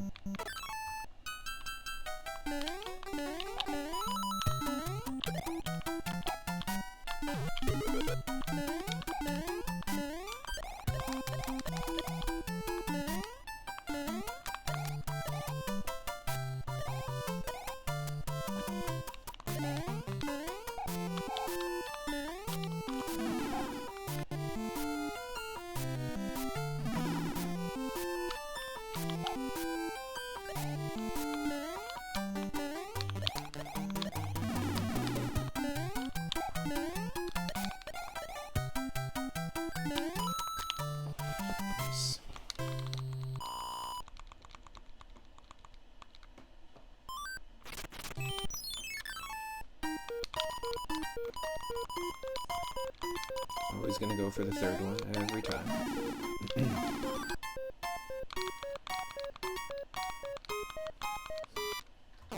Squeak.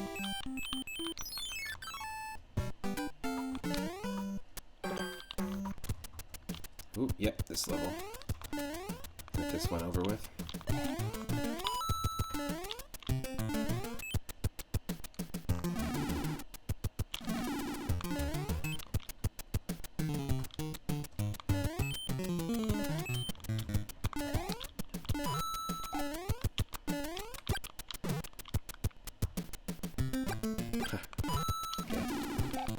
Glitched out enemy.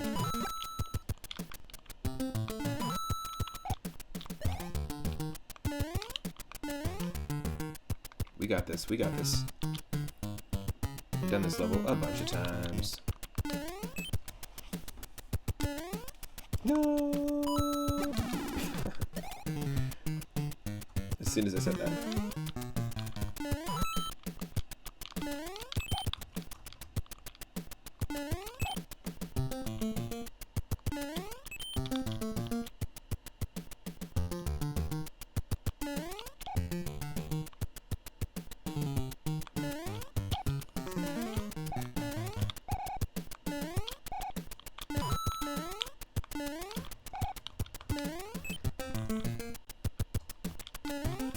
You can ignore that in the chat. We've got a little bit of spam.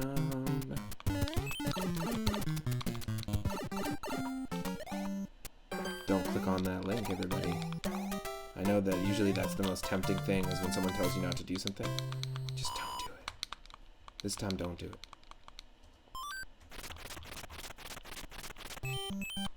Here we go. Fortress time. 1 World 5 Fortress. Oh shit. Whoa. I saw that soccer ball.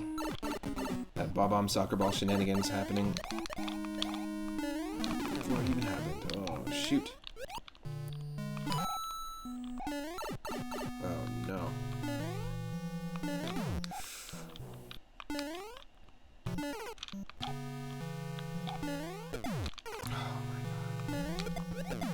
Yes, there we go. Use the bomb, Luke.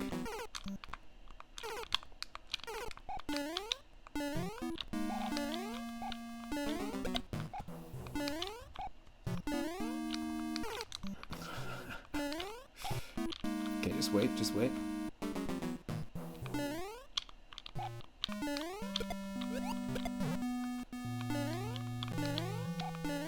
Ooh.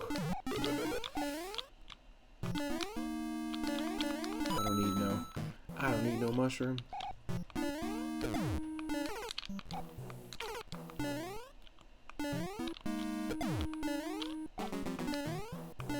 Holy.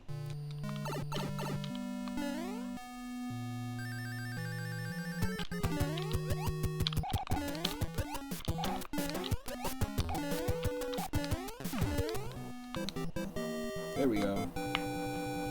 World 6. Cheese finish. No, not yet.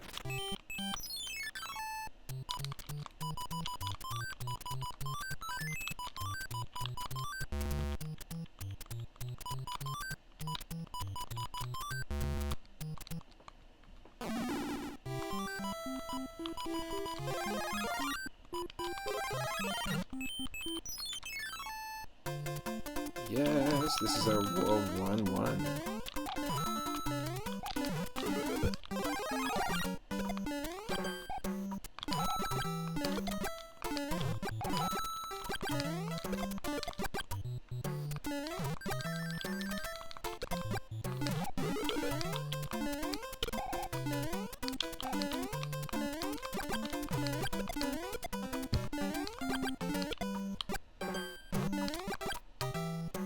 Speeding through it. You gotta go fast.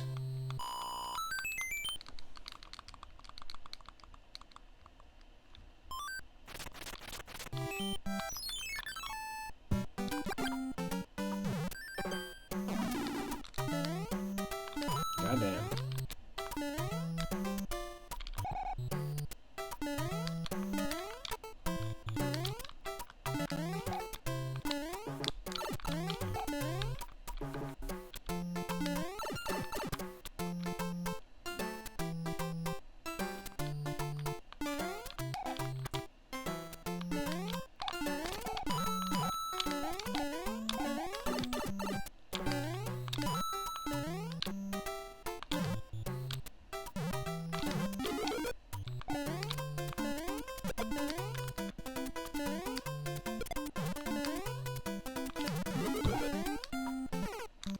Oh, damn.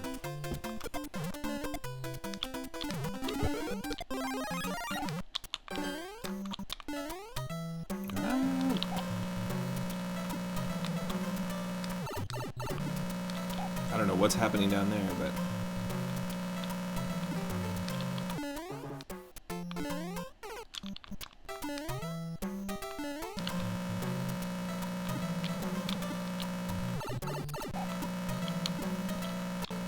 Alright. Ah. Yes.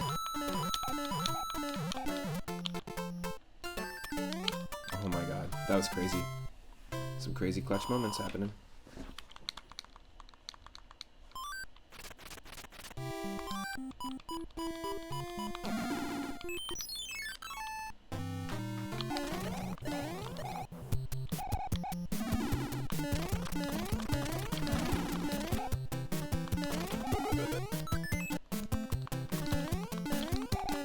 Didn't need that at all.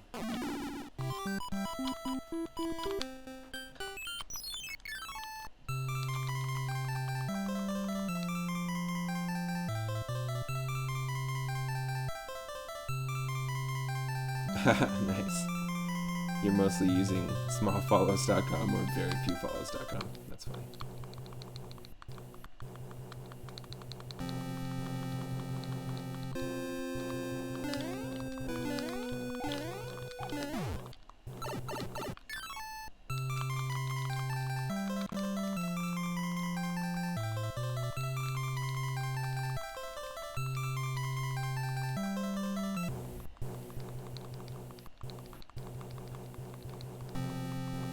Okay, almost there.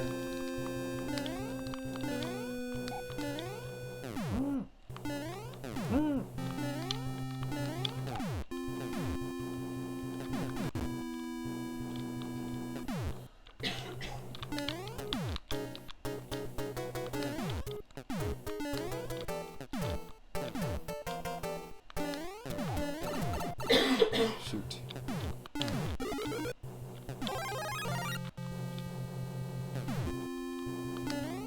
Okay, this is gonna be the thing. Whoop, whoop, whoop.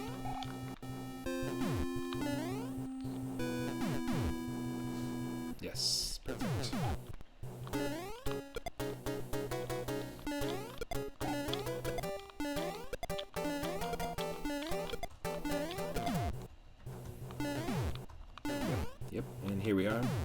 Let's see. first Koopaling that we fought had 1 HP, and ever since then we've had pretty much 3 or 4. Oh, look at that. There's a one-hit wonder again. Thank y'all. But the last few, Wendy had like 6 or 7.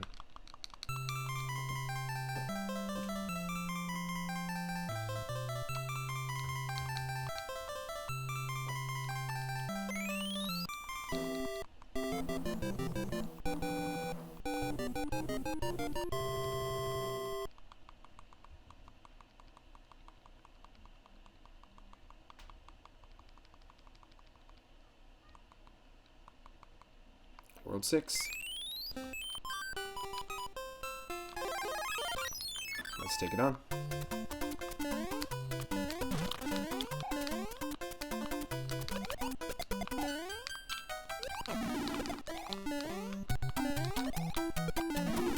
Oh no.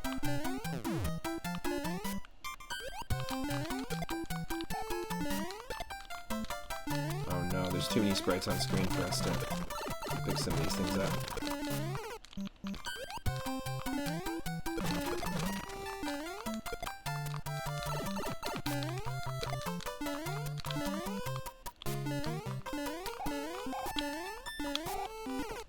That sucks.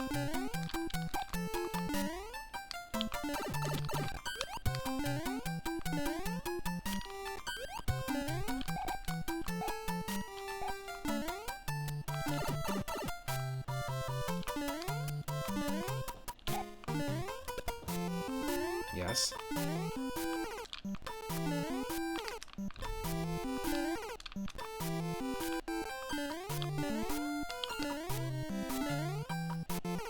Oh no. Ah. Holy, that was insane. Ooh. That was absolutely insane.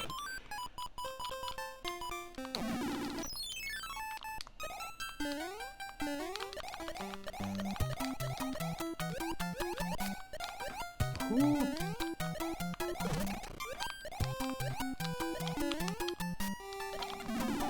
Great, great, great, great. It's fine. No, it's fine. It's totally fine.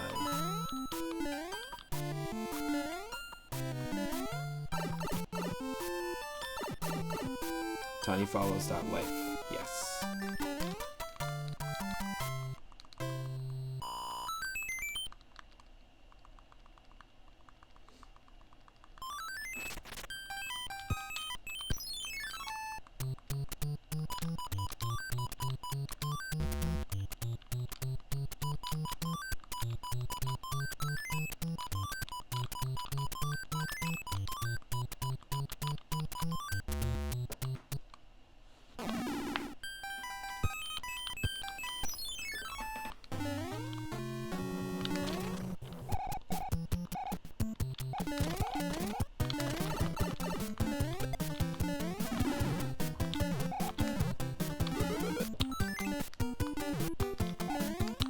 Alright.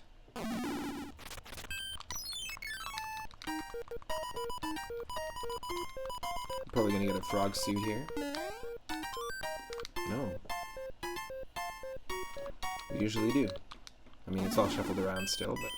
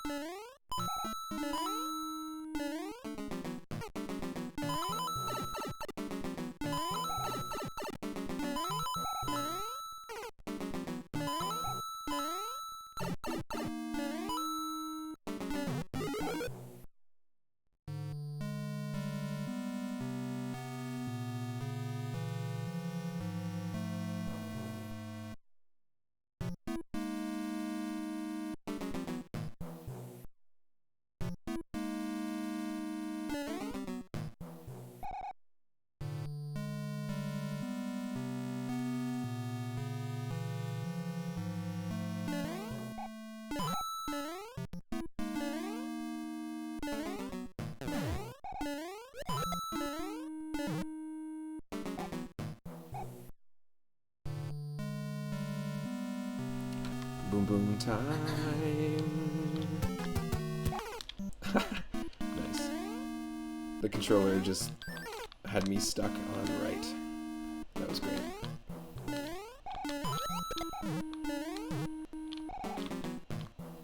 Right here.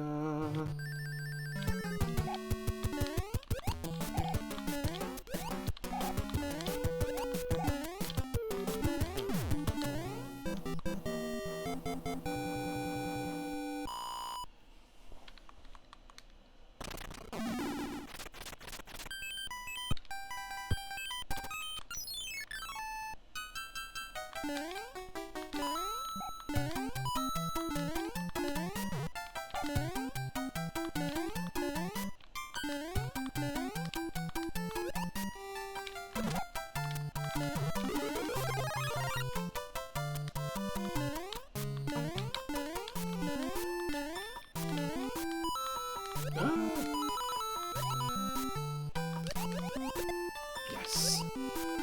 Yes. Those are some moves. Come on.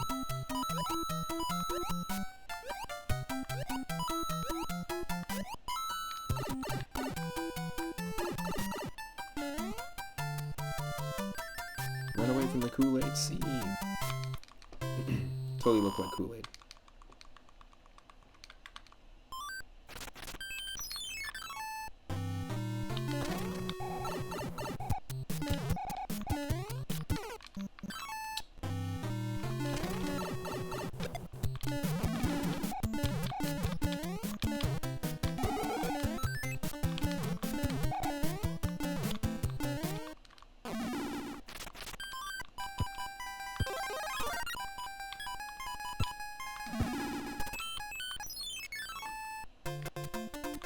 Another angry sun level.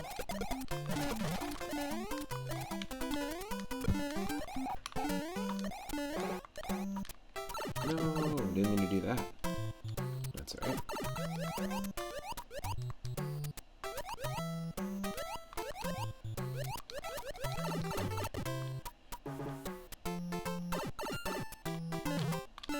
Gotta build ourselves a bridge here.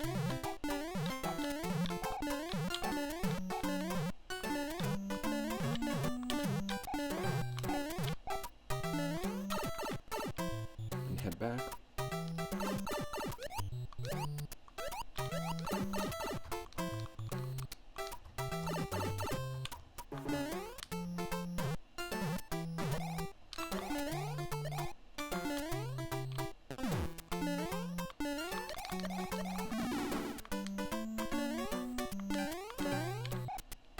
No, we lost the Tanuki suit. That's okay.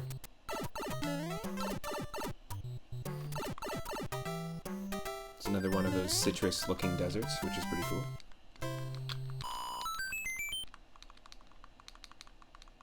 Really cool aesthetic if you're building a ROM hack yourself.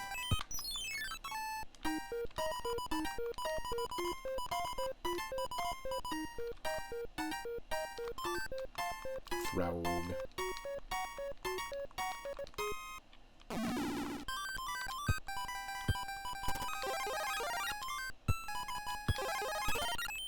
Invincible frog. Let's do this. First time using the frog, I believe. It might be our second, actually.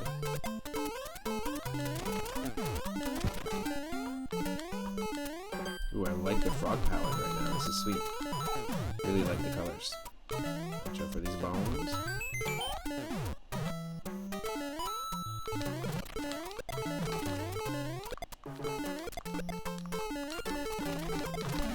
No. You dang Goombas. Oh well.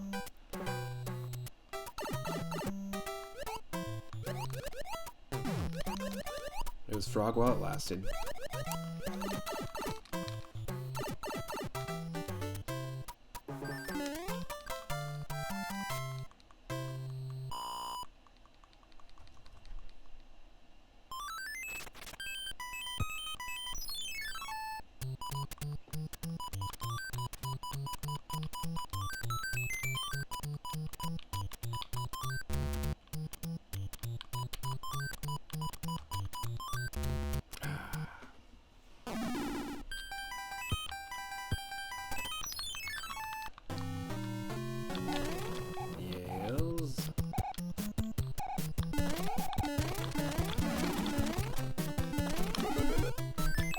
So we're not using these skip clouds, we don't really need them. That's alright though.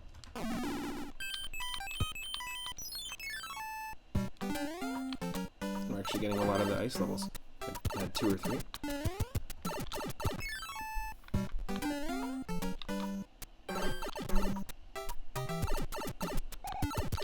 Come on.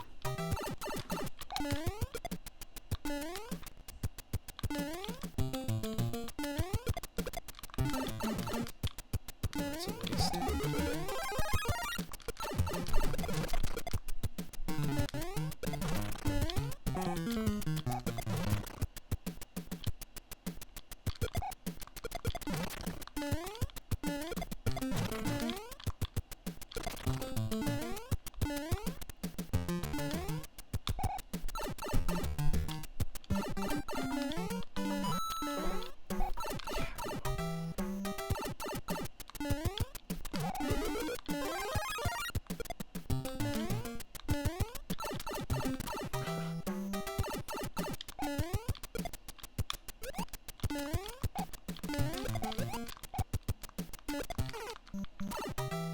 That's so dumb.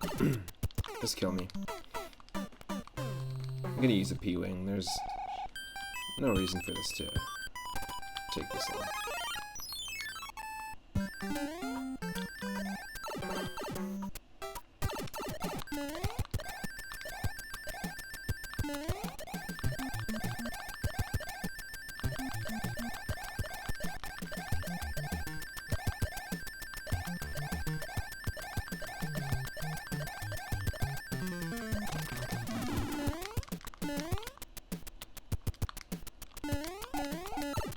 Nice.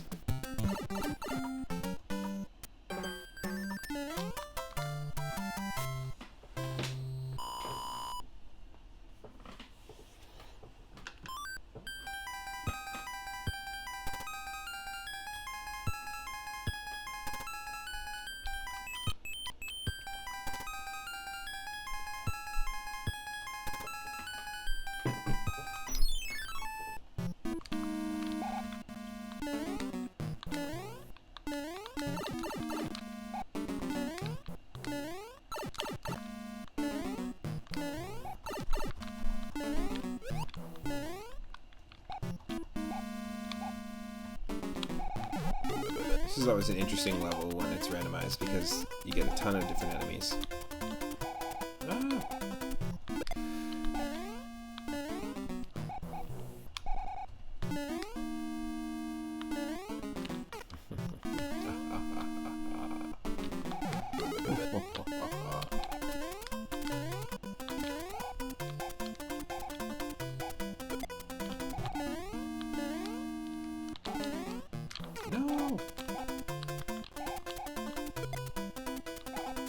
the ice. She's too slippery.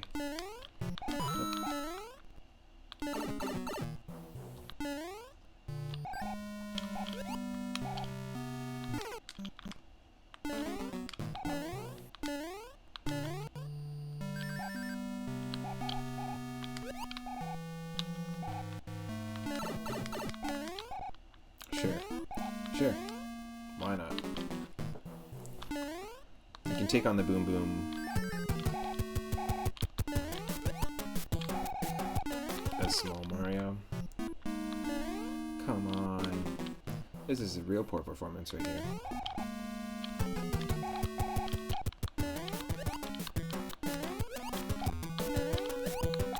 There we go.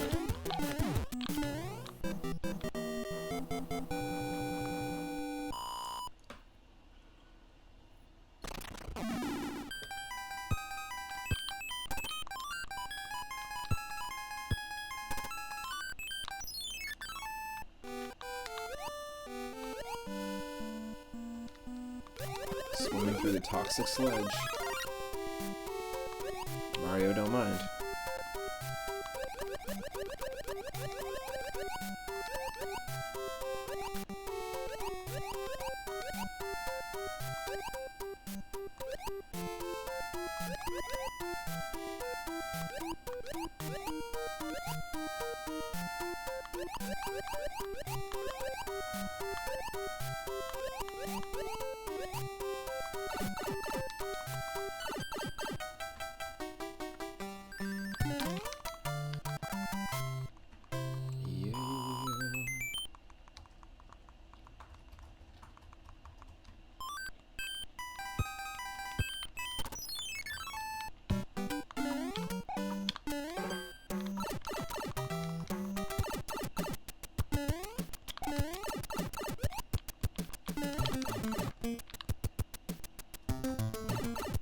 That was an interesting way to load.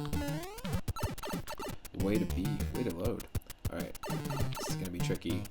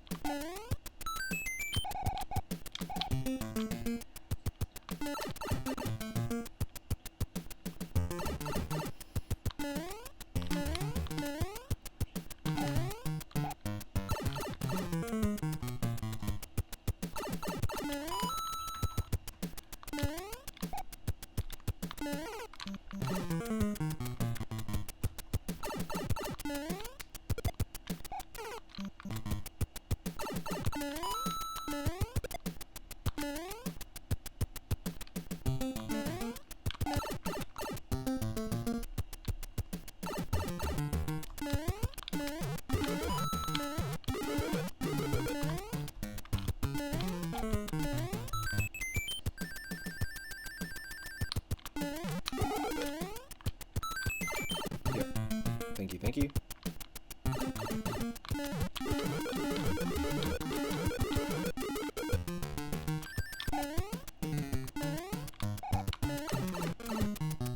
It's another one of those labyrinth levels.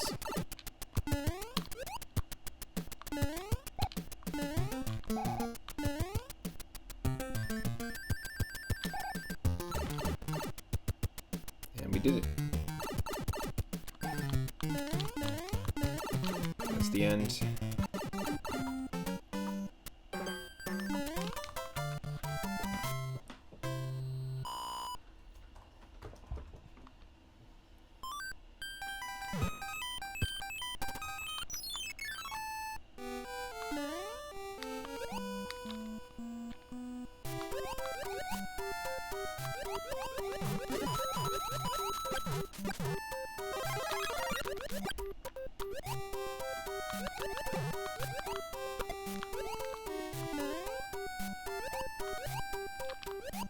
We are now entering the Brocean, the Bro Ocean, because there's so many of these Sledge Bros, Fire Bros, Hammer Bros.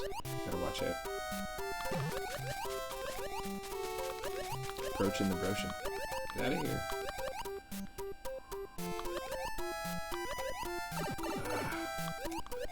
Damn.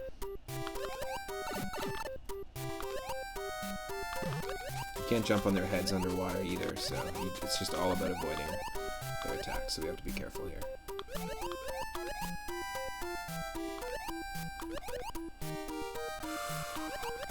Yes.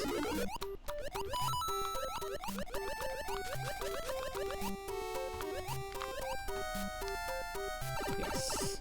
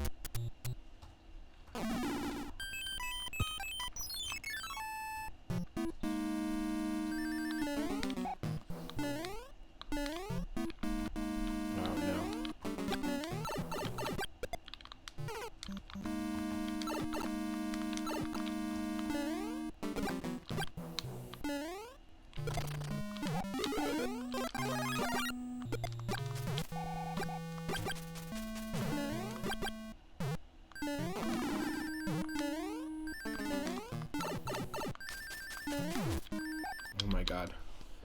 Just run for it.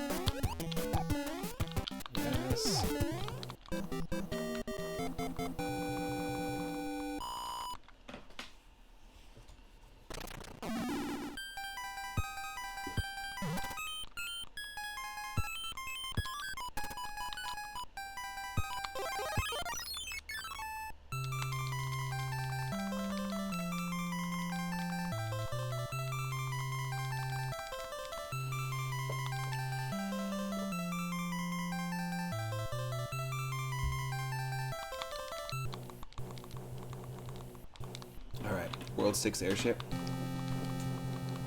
Let's go.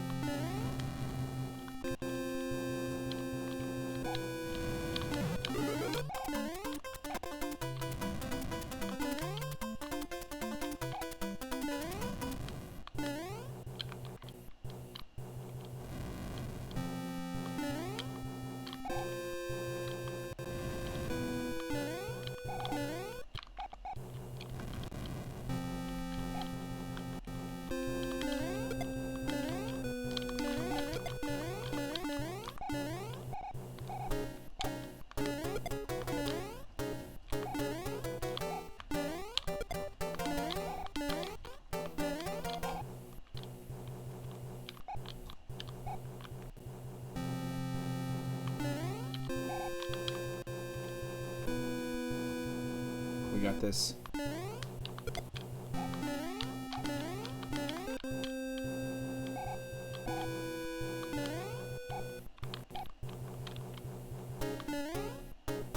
Oh, just gotta wait.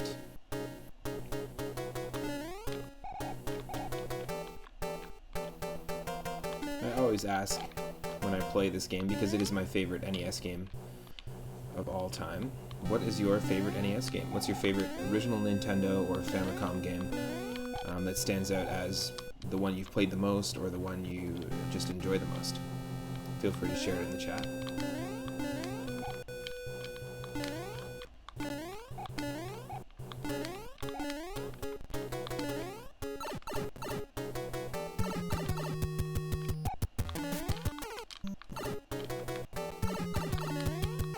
We gotta get that free hit in while he's just sitting there.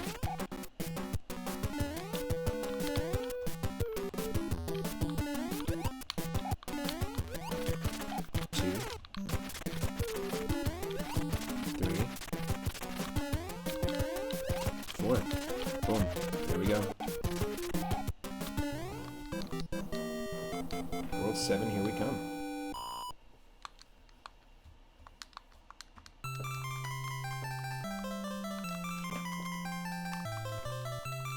Now I've posted the seed if you want to play these exact levels using the Super Mario Bros. 3 web randomizer.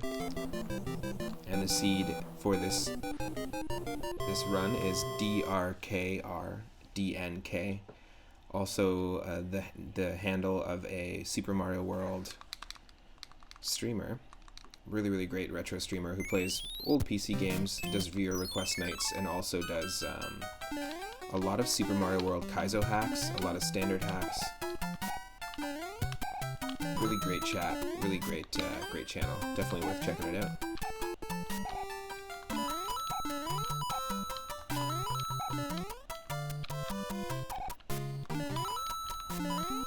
And all last week we were doing randomized versions of this game with other retro streamers as the random seeds.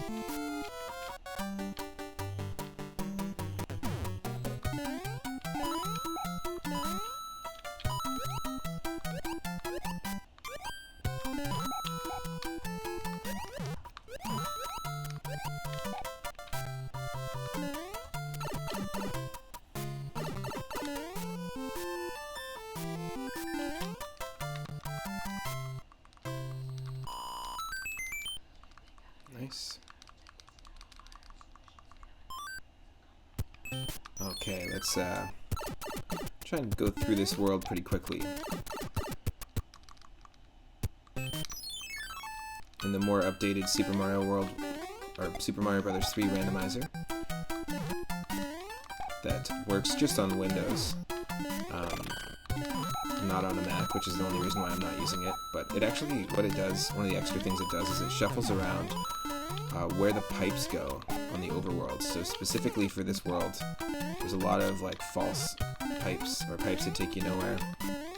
And so all that's randomized. So if we were doing a race, it would be very tricky to navigate, and you'd lose a lot of time unless you got lucky just navigating this world for the first time, especially the overworld map. It's the first time you play this game, you're basically gonna always pick the wrong pipe unless you get really lucky. Oop, that was lucky. Speaking of luck,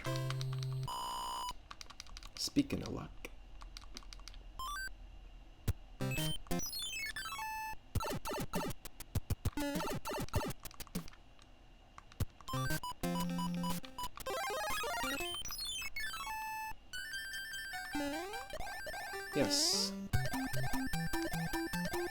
Just fly through the clouds. Nothing wrong with this kind of level at all.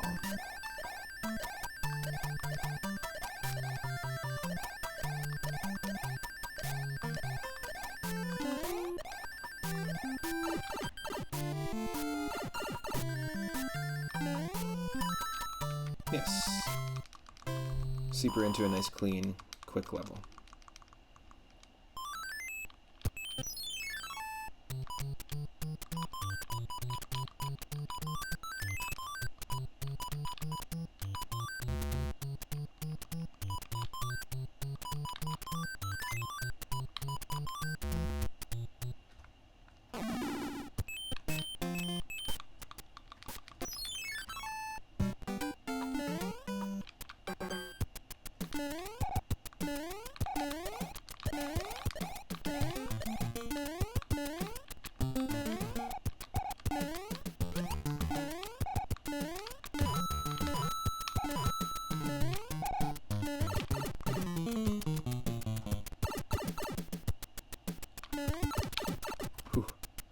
Gotta be quick with that one. We're dealing with a fish there, glitched out fish. Little glitch fish. Little glitch fish.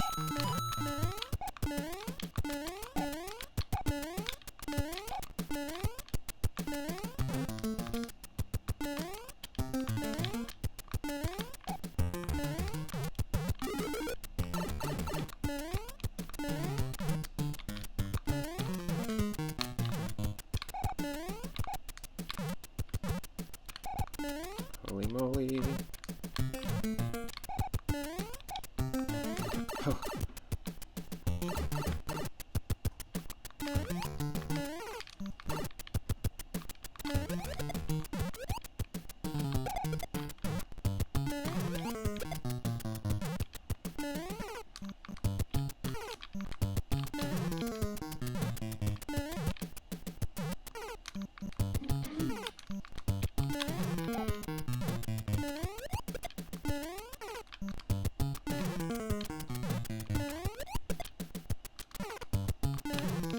I know what it wants me to do here.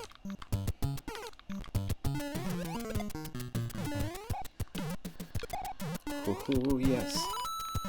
Oh, yes. There we go.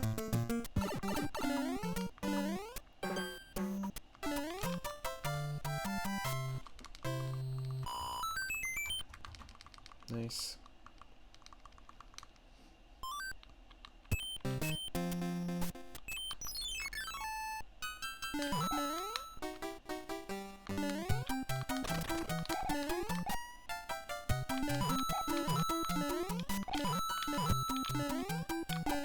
Really great palette for this level as well, color-wise.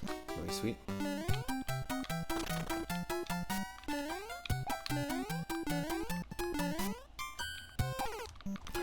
Okay. Okay, okay.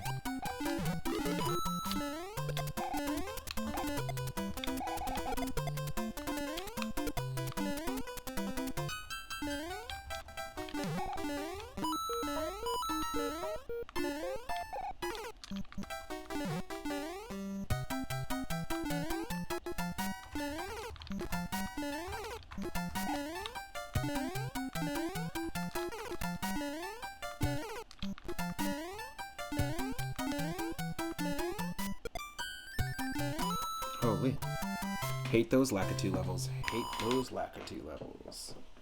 Definitely.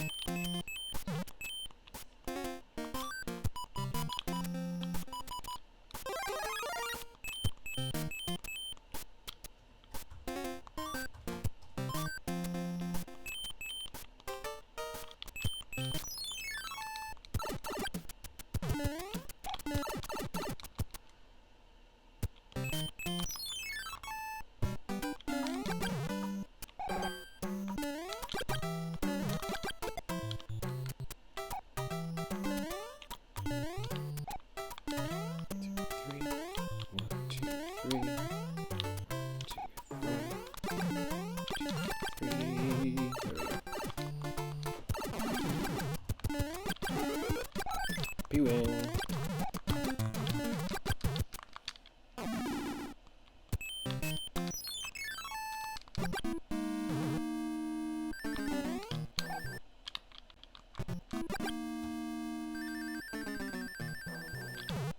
Hopefully there's a raccoon leaf in here for us.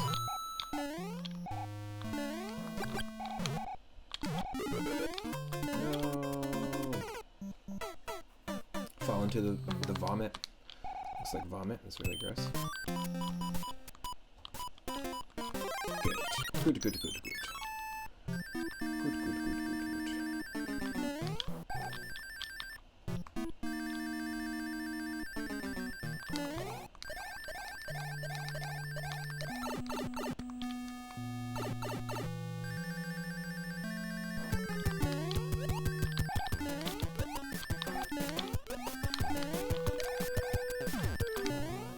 Nice.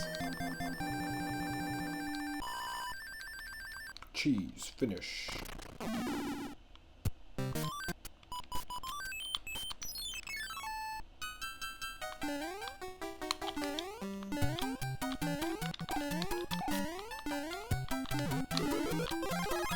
The ice auto-scroller, I'm never a fan of this level. This is my least favorite auto-scroller.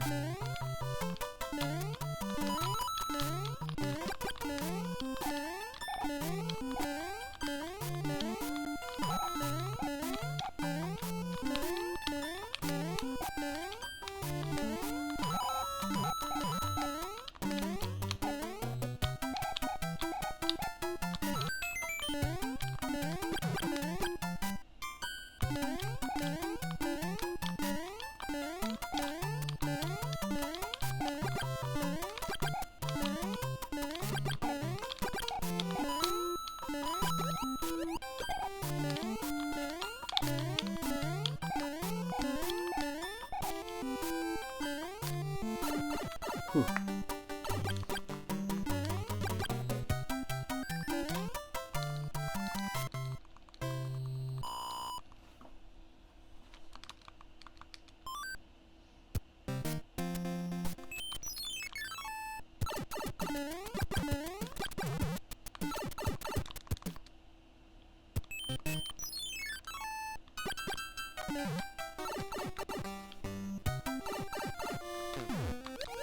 Here's that water auto-scroller that we have to remember we can't jump on enemies or step on enemies' heads in this. Have to be very careful. My instinct every time I see a Koopa or a Goomba is to just jump on their head, including in Super Mario World water levels you can do that, so I just have to untrain myself.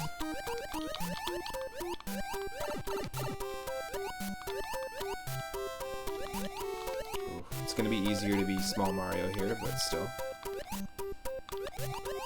There's a level in Super Mario World that basically does this same concept, where you have to swim in a sunken ghost ship. And the ghosts appear in patterns and disappear, the boos, but it basically functions the same way, and small Mario is much easier because you've got a smaller hitbox. Come on. Really, really tricky.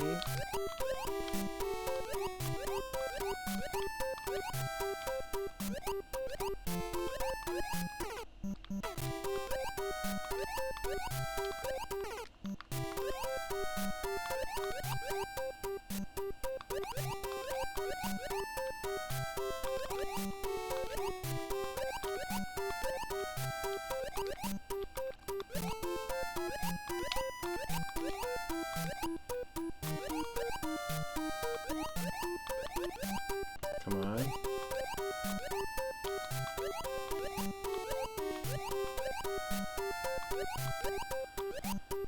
Okay.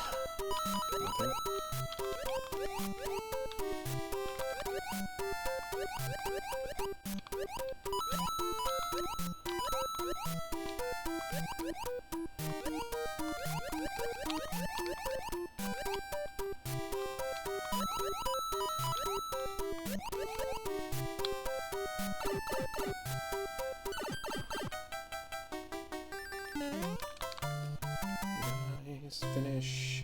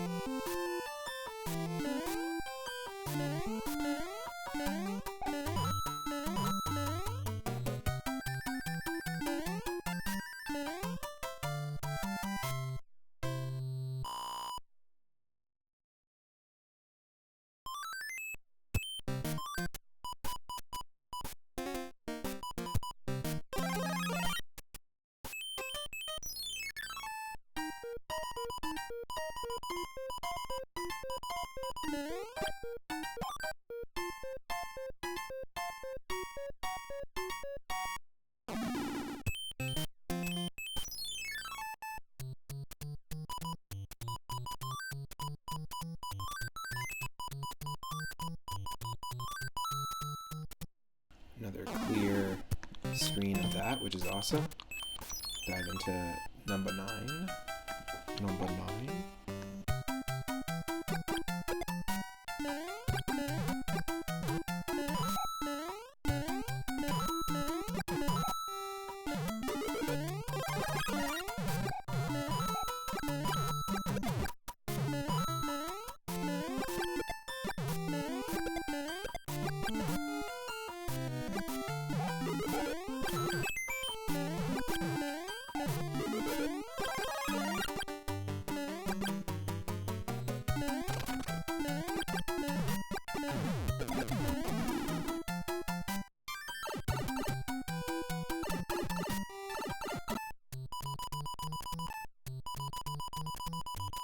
Oh no!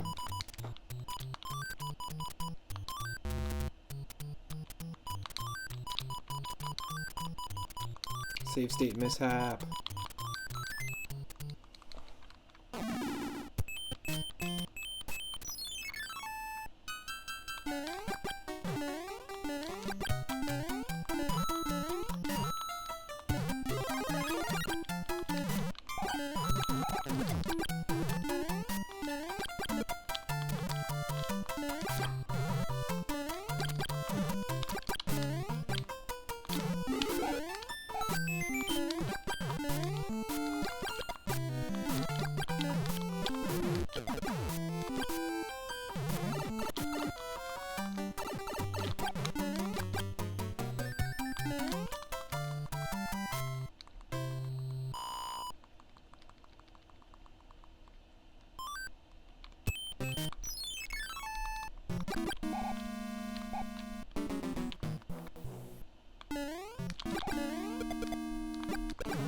No.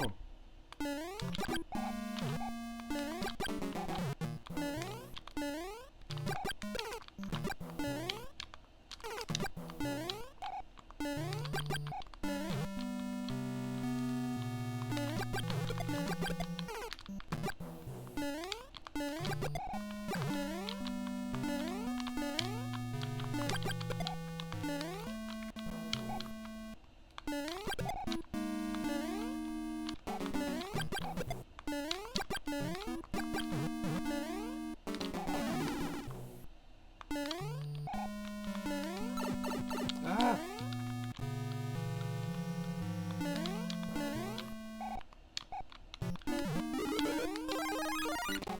Nice.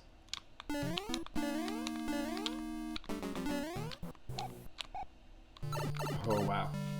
Insane.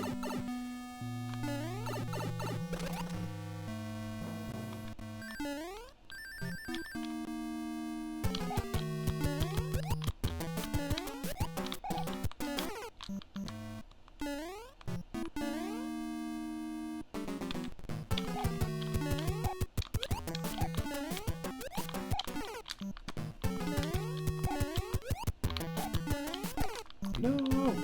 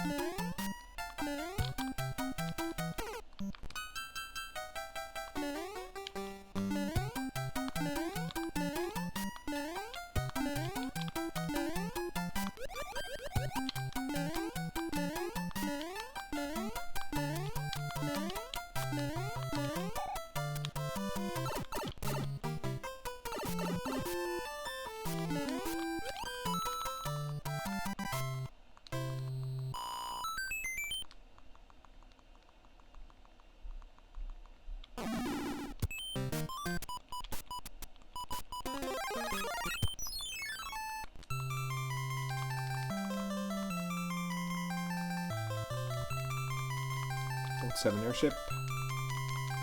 World 7 Airship.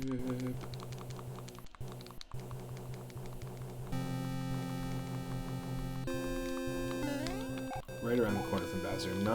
Not too bad. We're making really good time actually. Compared to some of our other runs, we're making some really good time.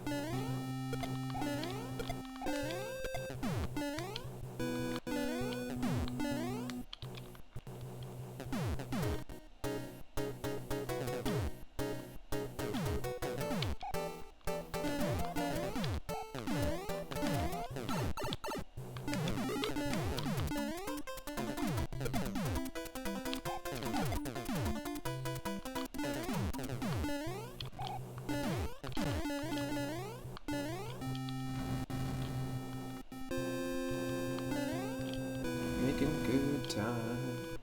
Definitely making good time.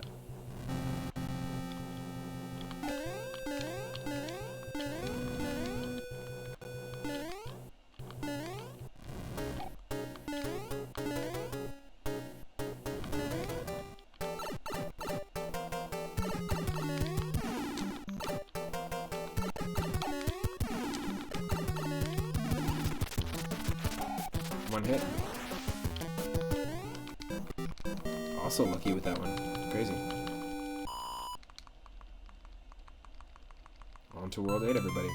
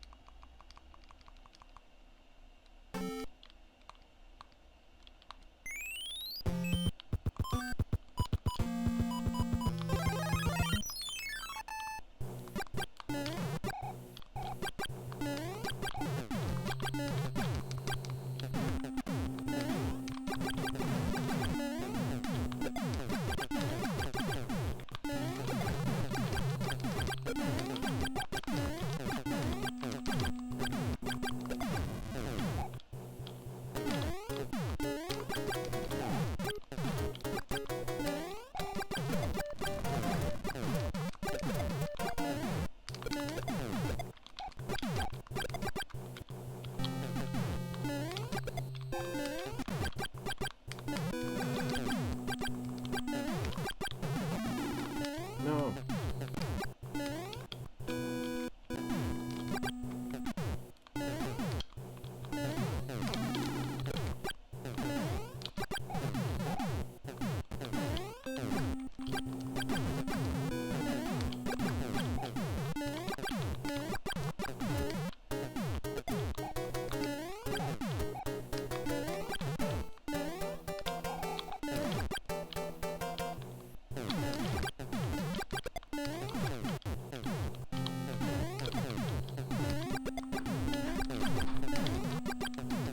Pretty much near the end of this.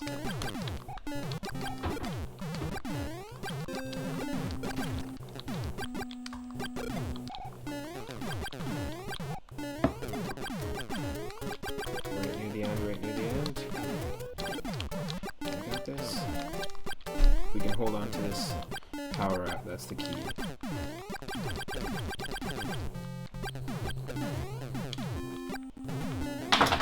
I think that this is the final boss. That it's just an enemy, exactly.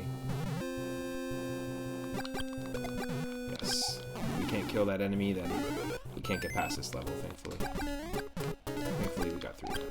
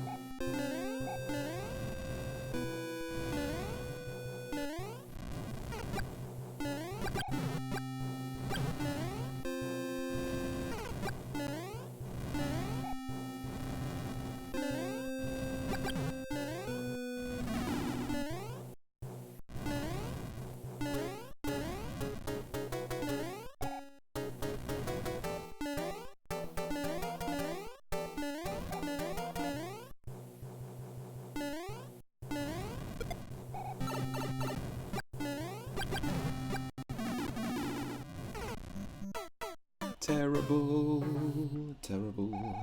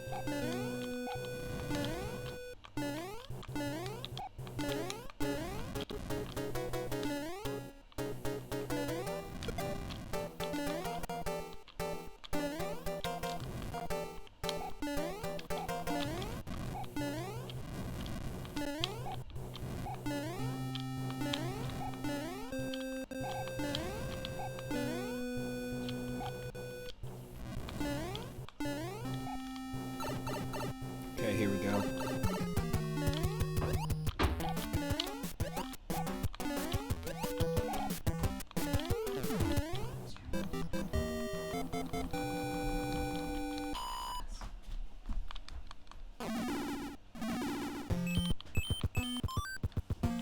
Interesting. It didn't open up what we needed to. Thankfully, we have the hammer breaks locks mod activated in the randomizer. So the hammers don't just break the boulders that you see, they break locks as well. So that was lucky, actually. Oh, now we got ourselves a purple Kool-Aid level.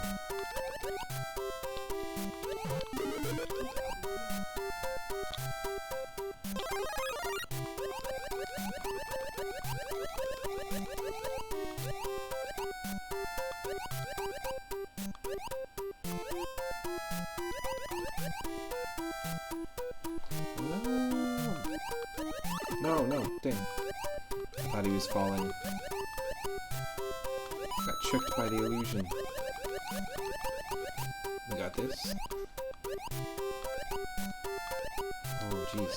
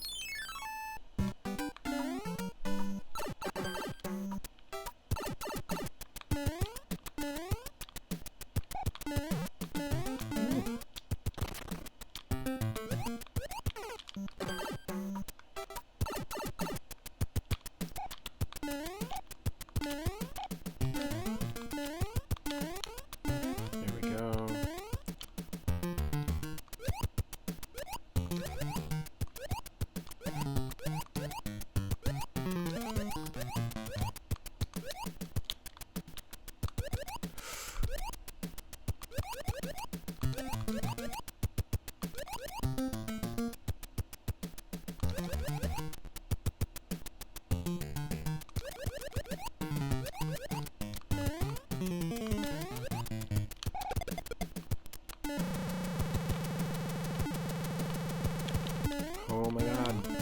Crazy. Clutch moment. Another clutch moment.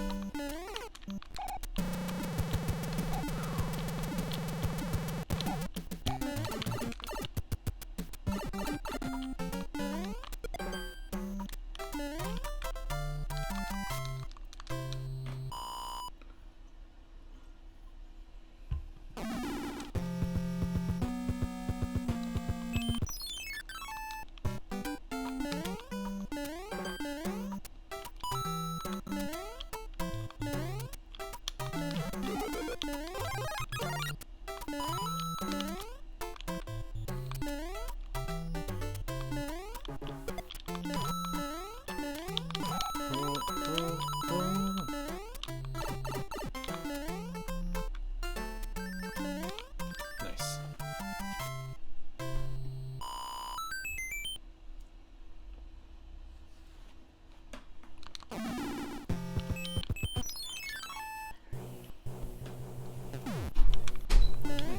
Nice.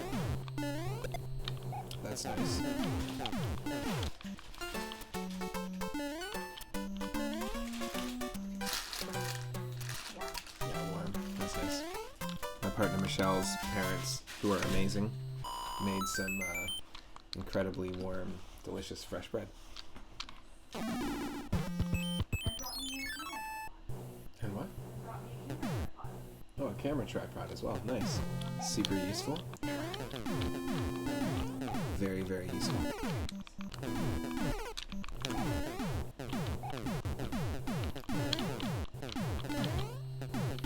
That's nice.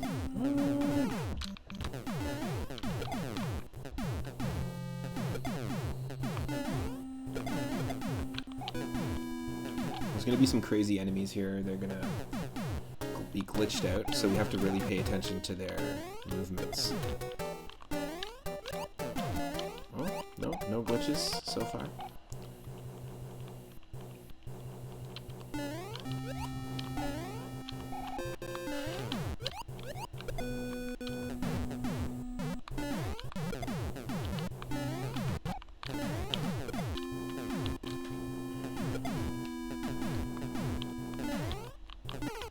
Oh!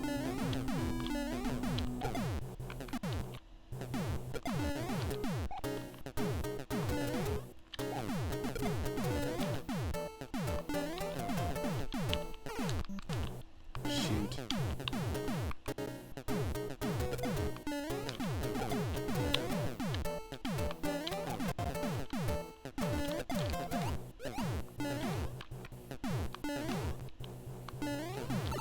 Here we go.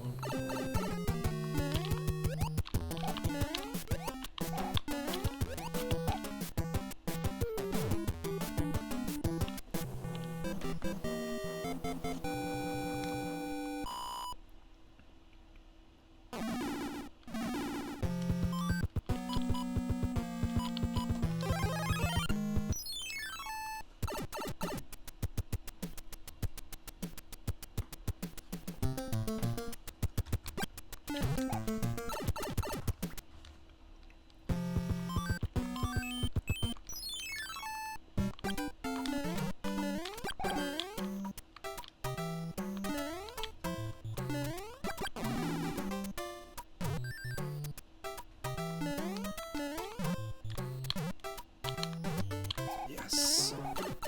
Yeah, we're making great time for this run. Honestly, there's a lot of parts that we don't normally do this cleanly. I also love how the empty chest sound effect when you're jumping, when you overlap the jump with the empty chest sound effect.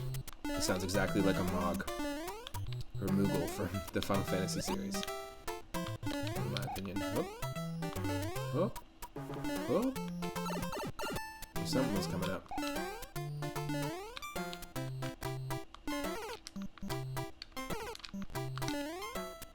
Yes, you can lure it out of the way. Perfect.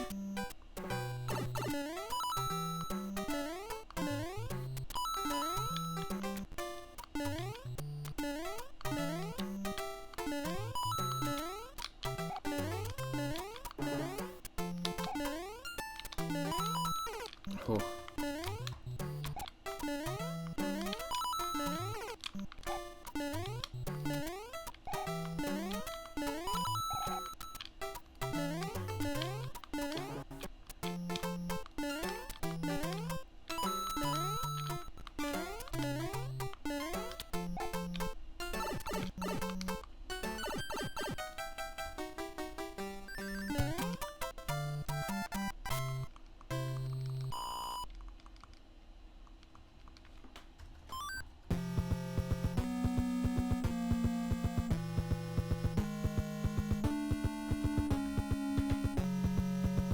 One second here.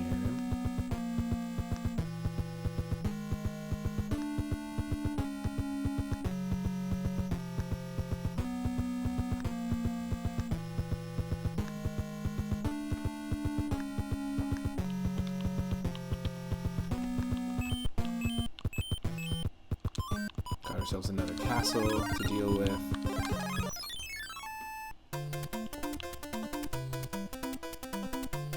I just realized my tablet froze a little bit ago, so my tablet is how I'm monitoring the chat, so if I hadn't seen your message or didn't respond to you right away, that's exactly why.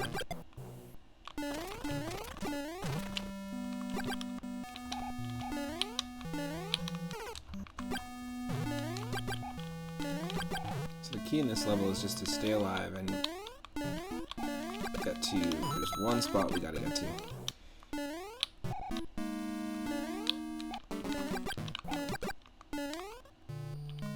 Here. Get in there. Hold down. Oh. Nope, don't go in there. Hold on, let's do this again.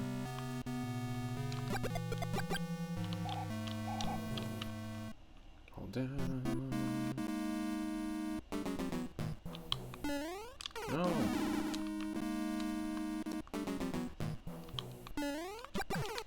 come on, come on.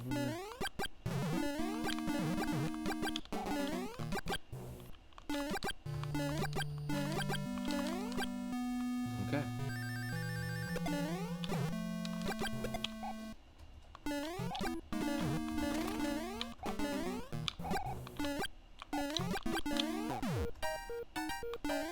That's the door we need to go through. What platform am I streaming this on? Brian, welcome to the stream, by the way. I'm just, this is a randomizer, so I'm just doing this through emulation on a Mac.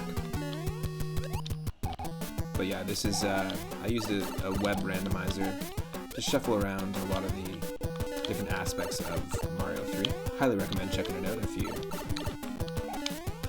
are interested in this game, or this is a game that you're like.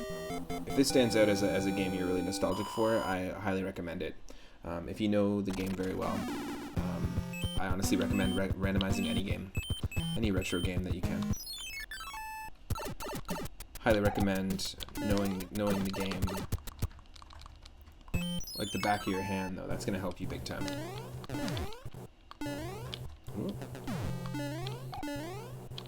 This is going to be lead us to our last boom boom of the run, our second last level of the run.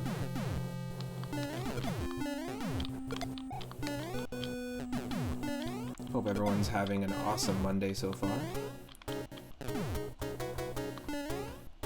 We're probably going to do a little bit of Pokemon Stadium 2 Randomizer later this evening. We're going to finish that run, try and see if we can't get the trophies for Ultra Ball and Master Ball tier, where all the Pokemon are randomized, shuffled around, and their movesets. But we're going to be taking on Challenge Cup, which is already a randomized mode of the game. We attempted a run yesterday, but to no avail. I am also casually streaming Mario Golf 64 with my partner, and also doing a casual playthrough of Mario Kart's Super Circuit for Game Boy Advance, so I might do a little bit of that as well. I'm really enjoying diving into those games again. Yes. Gotta be careful here.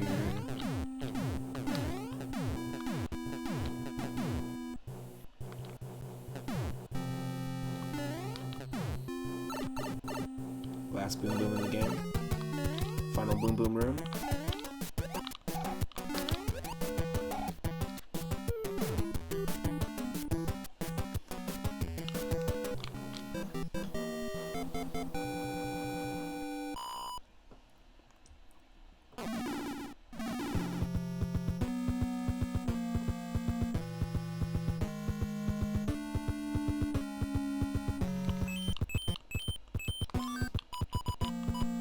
On to Bowser. I mean,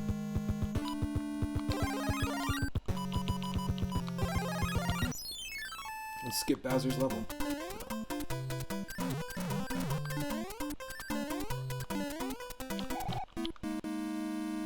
Here we go. Final fight. First time I ever did this in the original Super Mario Bros. 3. Such an epic moment. I want to say thanks to my cousin Jessica for showing me the ropes. Pun intended, because she also showed me how to tie my shoes that same day. She showed me how to beat Bowser. Those shoe ropes.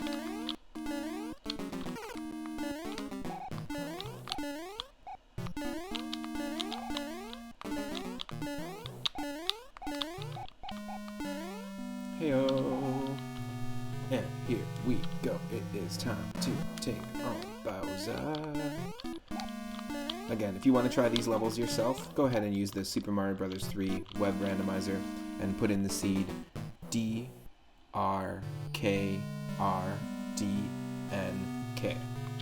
Also, check out that streamer, Durkerdunk. I don't know how to say it properly. Check him out. Really great Super Mario World Kaizo streamer. Really great retro streamer. And awesome chat to hang out in. Let's do this. Neon Bowser.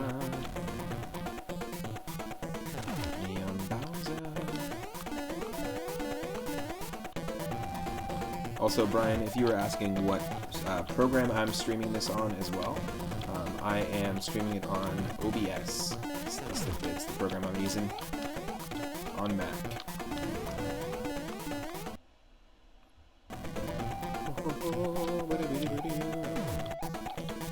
I want to say thank you to every single person that's been tuned in, watching this live all day, hanging out for the day. My name is Matt. I stream every single day from 1 p.m. Pacific onward. You can give the channel a follow. It helps the channel to grow and lets you know when and what I'm streaming next. I'll be taking a little break and then diving back in at 6:30 p.m. Pacific today. I play everything from retro platformers on NES, SNES, and that sort of thing, randomized retro games, to roguelike, modern roguelikes. I play The Binding of Isaac Rebirth, and I plan on playing Spelunky 2 soon. I also have some Switch games that I plan on streaming, but tune in every single day from 1 p.m. Pacific onward. If you're watching this after the fact on the YouTube channel, consider clicking subscribe. You can watch every single one of our runs and every single stream in full at the 3 at Moon YouTube channel.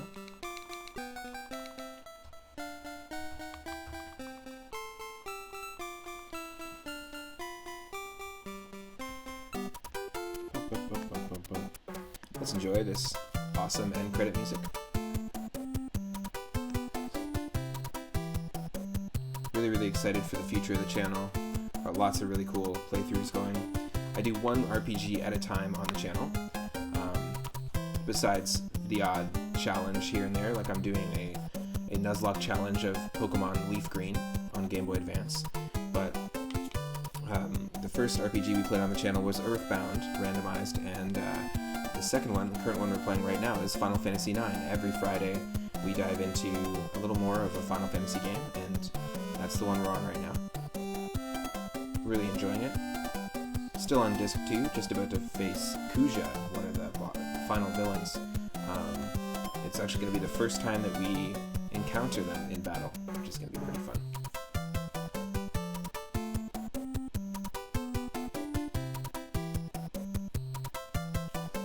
I'm just checking to see if there's anyone we can share the love with and raid. There's a lot of really great retro streamers I've met here since I've started the channel mid-January. I'm going to send people over to Parahack64's channel. He's working on a Super Mario World ROM hack, and it's pretty cool. We started playing his very first one called The Curse of King Boo on the channel. It's a technical hack, a Kaizo light, so it's a hard one, but it has a really decent difficulty curve. Really like it. We'll be continuing that on the stream, but he's actually working on his second Super Mario World hack. The first one was made in 2019. And yeah, he's working on the sequel right now. So if you're interested in Super Mario World level editing or ROM hacking or just fan games like that, you can check out the channel. You'll really enjoy it. It's always a good time. I'll see everyone a little later at 6:30 p.m. Pacific. Take care. Thanks again for tuning in. And give Parahack64 a follow if you can.